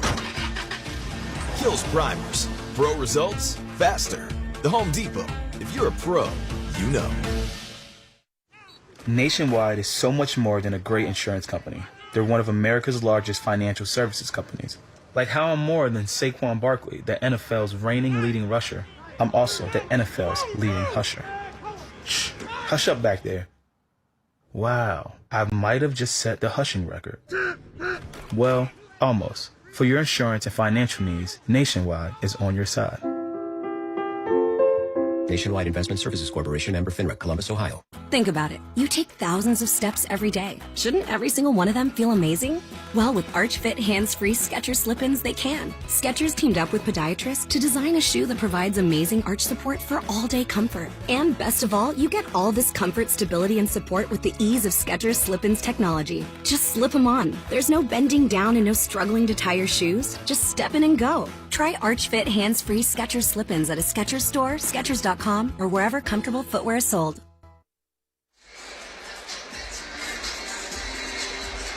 Fisher Investments has a team of specialists in investing, financial planning, estate planning, and more. Learn more at FisherInvestments.com. With Derek Rackley and our crew on Westwood One, Kevin Kugler, Monday Night Football in Atlanta. The 6:43 remains on the clock, a 21-14 lead for the Falcons, who would love to shrink that clock down here, Derek. 1st and 10 from their own 17. Yeah, I mean, if there was a time in prime time that they wanted to win a football game, it's string together a long drive and really put the pressure on Buffalo, which there's still a lot of time left. 6:43, Buffalo's got 3 timeouts, but this is where 1st downs are your friend. And you can really start to put the pressure on Buffalo, but you've got to be able to secure the football, get 1st downs, and it all starts with having success on 1st down. From the 17 on 1st down, Algier and Robinson both on the field. Robinson in motion to the left side. Play action. Penix will throw to Robinson out of the backfield, up the left sideline and out of bounds near the 25-yard line. He's going to be close to a 1st down. Taron Johnson chasing him out after an 8-yard gain. But again, Yardage on first down was the key for Buffalo on their opening drive of this second half, and it's been the key tonight for Atlanta. Absolutely, and that's just such a difficult play to defend for Buffalo when you get Robinson coming across the formation in motion, but then the play action from Algier goes the opposite way.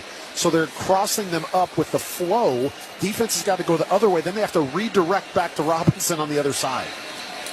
On 2nd and 2, Algier with the carry right up the gut. He's got a first down to the 29-yard line. Nothing fancy about that. Tyler Algier just to burst up the middle to move the chain. Kevin, that was actually the exact same play, but it was just a handoff because of the situation right there. We're going to give it to our physical back, let him pick up the first down, but using the same action to see if Robinson can be a little bit of a decoy to get somebody out of their lane. 5:43 and counting. First down and 10 at the 28-yard line. In between the 28 and 29 is where they spot it. Moving from our left to our right, it's an empty backfield for Penix in the shotgun. 3 receivers right, 2 wide left. Shotgun snap is low, and this play is stopped before it starts. A little movement on the right side of the line from Elijah Wilkinson, the right tackle. False start. Offense number 71. 5-yard penalty. First down. Third false start for Atlanta, and that's really hurt them tonight. They have been derailed by those false starts. Well, Elijah Wilkinson just trying to get up out of his stance because Greg Rousseau, who we've been talking about throughout the course of this entire game, was the defensive end that was lined up opposite of him, just trying to make sure that he gets himself in good position to slow him down, but gets out of his stance a little bit too quick. 6 penalties overall, but all 3 of those false starts, Derek, have been on first down tonight. Yeah, just really kind of backing them up and making it difficult. First and 15, 5.5 to play fourth quarter. Falcons up a touchdown, 21-14. Algier is the single back. Pitts in motion. Penix to throw. Swings it to Algier over the right side with blockers to the 25. And Algier trying to power his way. Gets to the 30-yard line, and that's all. Still 9 yards short of the first down. Dorian Williams on the tackle as we pause 10 seconds for station identification. This is Westwood One, your home for Monday Night Football.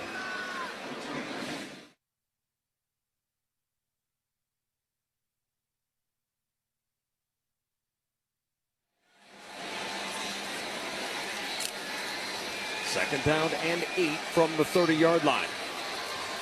Second and 9, rather, from the 30-yard line. They need the 39 for the first. 2 receivers right, 2 wide left. Shotgun snap, Penix. Looking, pressure comes, throws right side. Robinson's open. He's got it at midfield and out of bounds in Buffalo territory at the 47. 23 yards through the air to Robinson. Tre'Davious White closest bill to him, but with the pressure coming, Penix found his favorite target. Well, clearly a breakdown in coverage here as Joey Bosa gets in the backfield. Penix has to get rid of this football, but Bijan Robinson is wide open as the defense breaks down and Atlanta gets that first down that they needed. Clock stopping with Robinson going out of bounds, 4:40 to go, but it's first and 10. At the Buffalo 47, Penix in the backfield with Warner, the tight end, to his right. Now Robinson will motion from right to left. Penix gets the shotgun snap, sets it up for Robinson, tipped, but he gets it to him. It was deflected on the way there, and he'll motor forward for 2 to the 45. Epinesa got a hand on it. Thompson with the tackle of Robinson after a 2-yard gain. But did you see how Bijan Robinson, when he saw the ball was tipped, it was like there was no panic. He just makes the adjustment, comes upfield, almost like just in stride he makes the catch. I mean, there's no panic, super controlled and calm. Gets a little bit of a break to come off the field here, but just such a weapon for this offense. And he knows that clock's going to keep running because he made that catch, too. Absolutely. About to slide under 4 minutes to play. Second down and 8. From the 45-yard line, motion across from Washington. Penix will throw, finds London, backs his way across the 35 and down near the 33. It's a first down for Atlanta, and a big catch there by Drake London. The NFL is making life-saving catches off the field, too, through their Crucial Catch initiative, focused on early detection. Learn more at NFL.com/crucial catch. And that was a crucial catch. It keeps the drive going, sets up a first down, and keeps that clock running. Absolutely, and it's the first time London's been able to get the football in his hands here in the second half. After he dominated in the first half, they finally get the football into his hands, and you see what happens. Generally good things, first down for the Falcons. Well, now the Bills are going to have to start thinking soon about those timeouts that they have, trying to save time if they can get a stop. Robinson in the backfield on first down. The handoff to Robinson. Cuts it over the right side to the 30-yard line, and he is down near the 28-yard line of Buffalo. Taron Johnson finishing him off. Good yardage on first down of 5 for Robinson. Yeah, but if it wasn't for a block from Kyle Pitts, a late shove on Shaq Thompson, I don't even think he's able to get up the field, but that was just enough to create a seam so Robinson cut with that right foot, get back upfield, and he's able to pick up 5 on first down. If they run this timing right, this could be the last play before the 2-minute warning, assuming Buffalo doesn't use timeouts. 2nd down and 5 from the 28.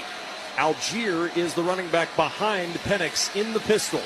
Werner, the tight end, motions from right to left. The turn and the give to Algier, trying to bounce it up the right sideline, and Algier lunging for the first down.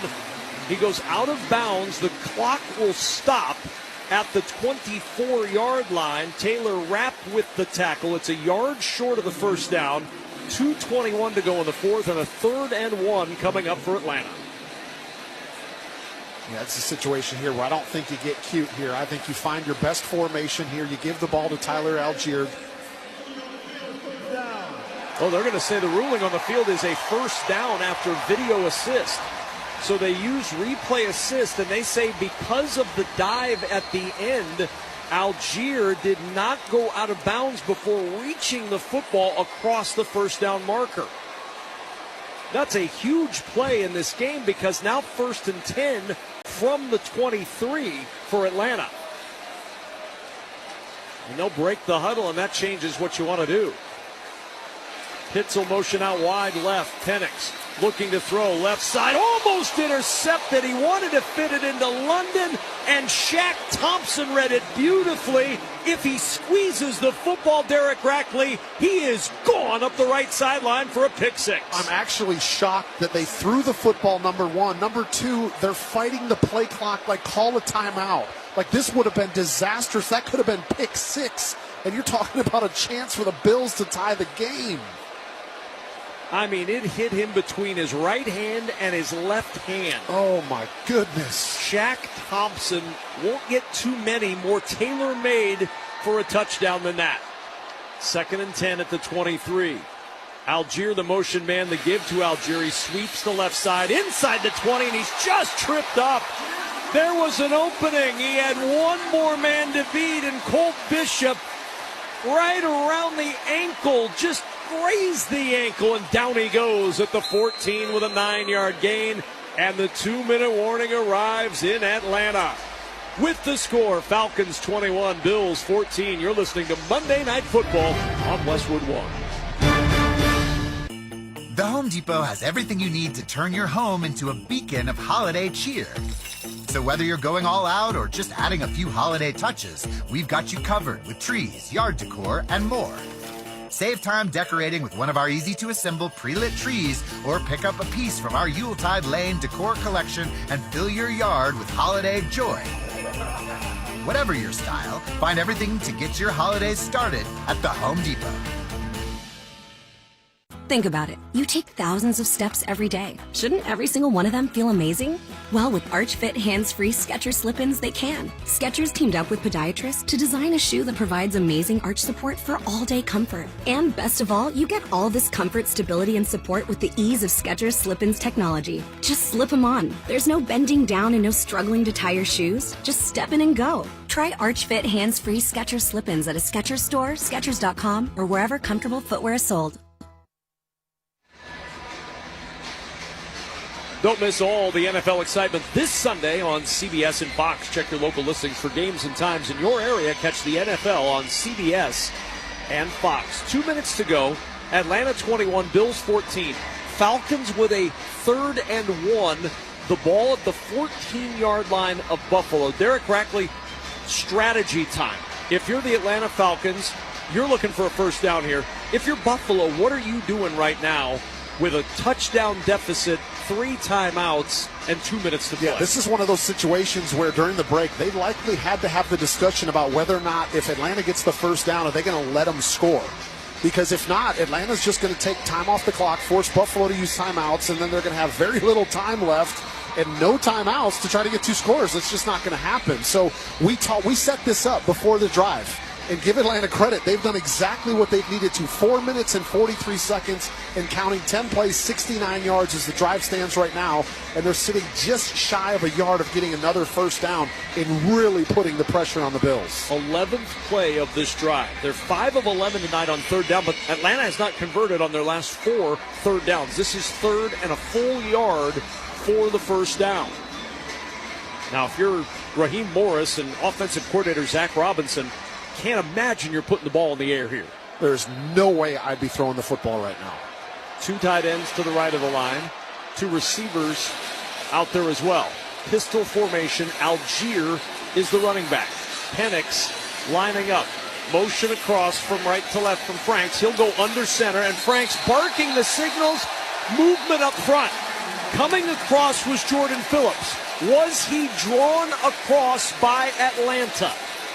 Was there movement by the Falcons, or does this give a first down with a penalty on Buffalo again? Encroachment. Defense number 52. 5-yard penalty. Results in the first down. The 11th-year veteran Jordan Phillips was brought up from the practice squad earlier today, and another penalty given on, or another first down rather, given by penalty on the Bills defense. Well, they ran the exact same play back in the first half, and Franks took it and got a first down. So they're thinking, oh, this is going to be the same play. I'm going to get a jump on the snap, and they end up in the neutral zone. Give Zach Robinson a ton of credit for that play call. In that situation, they get a free first down. So it's first and goal from the 9. What does Buffalo do defensively here? Algier is the single back.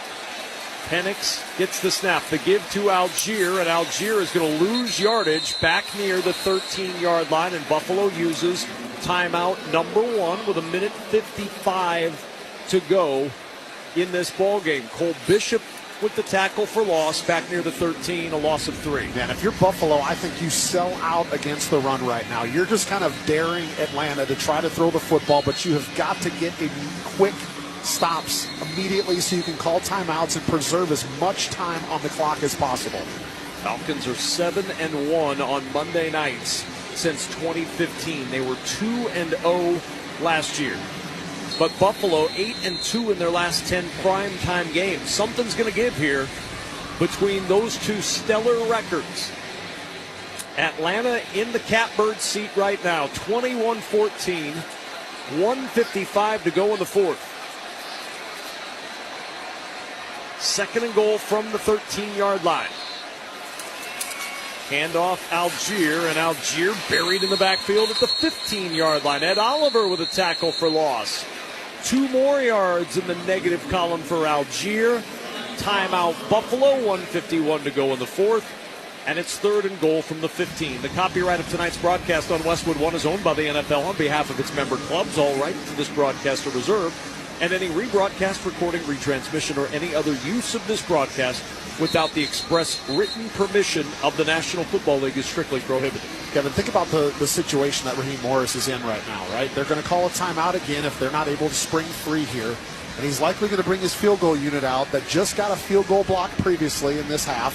And they've had field goal issues this year when you just desperately need the ball to get out away from the line of scrimmage, first of all, and through the uprights. That's what he's thinking about on the sidelines. Third and goal from the 15. Dare you throw it here? 2 receivers stacked right, single receiver left.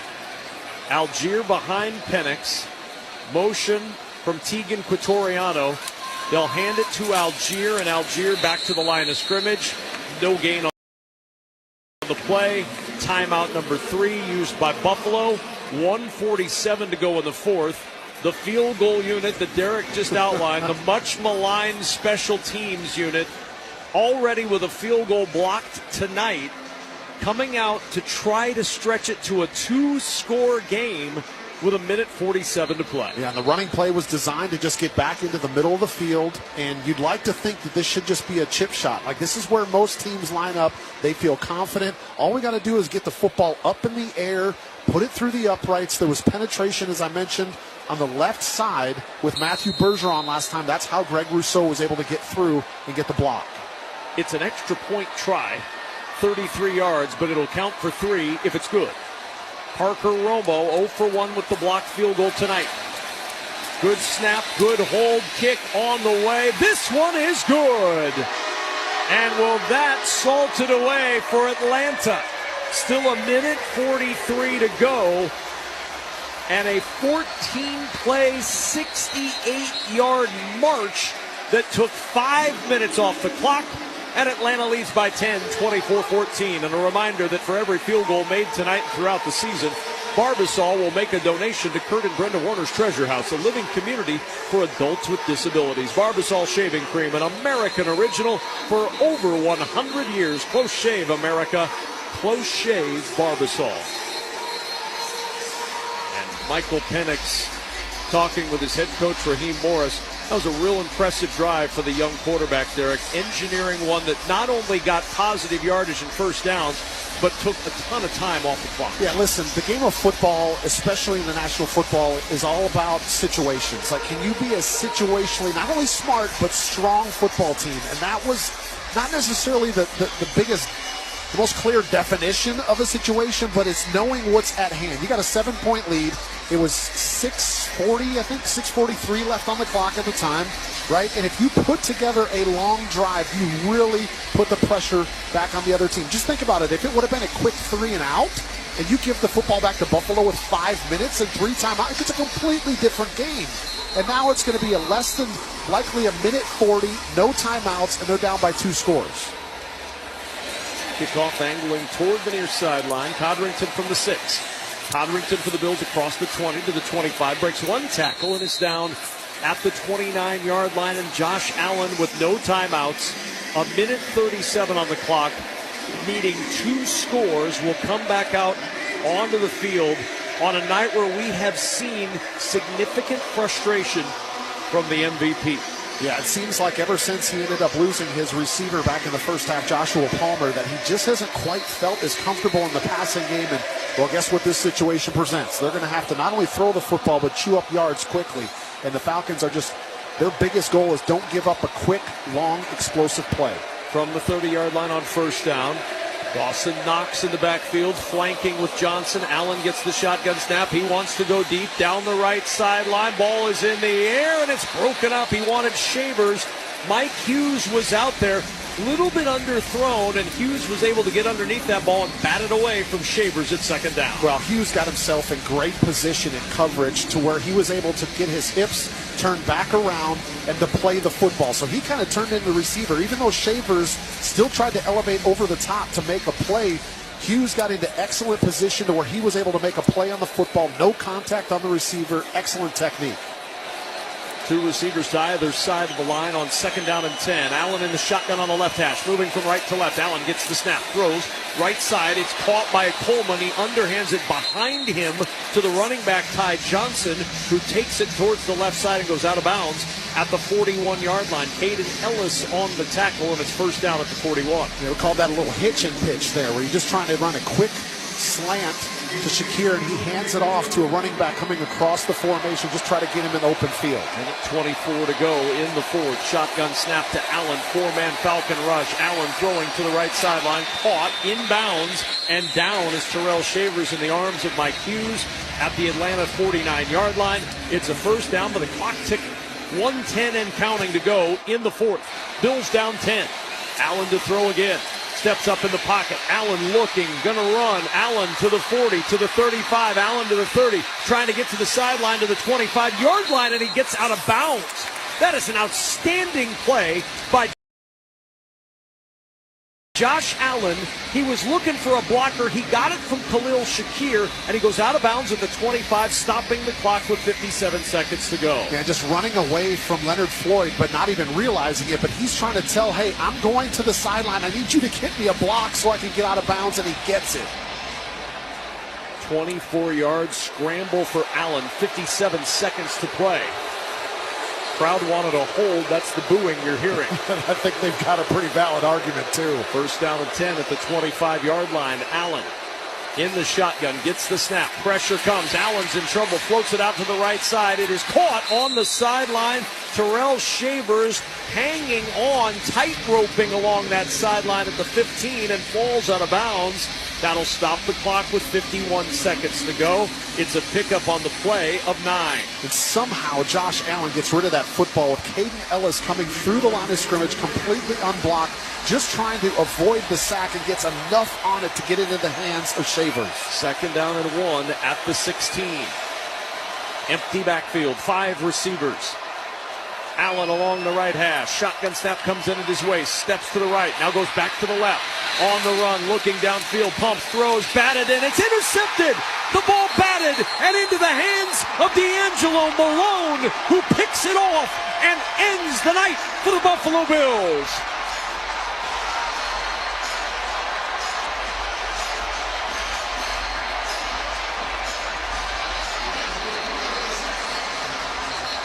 Malone mainly sees time in the special teams role, but the batted ball by Zach Harrison ends up in his hands. He picks it off and takes a knee, and the Falcons will take a knee to close out their 3rd win of the season. For a guy that's in his 4th year and has 5 tackles on the season and no career interceptions, maybe makes the biggest play of his career. As you mentioned, they get the tip ball. Josh Allen just trying to keep this play alive, throws this football, and Zach Harrison gets his hands on a D'Angelo Malone with the game-clinching interception. And now a knee taken by Michael Penix Jr. to start the clock and end the night for the Buffalo Bills. A career night for Bijan Robinson, as he ends the night with 170 yards rushing, and a night that ends in frustration for Josh Allen and the Buffalo Bills as they drop their 2nd consecutive game. And the Atlanta Falcons, who on September 21 went to Carolina and got blasted 30-0. Yep. Was not a good mood in Atlanta that week.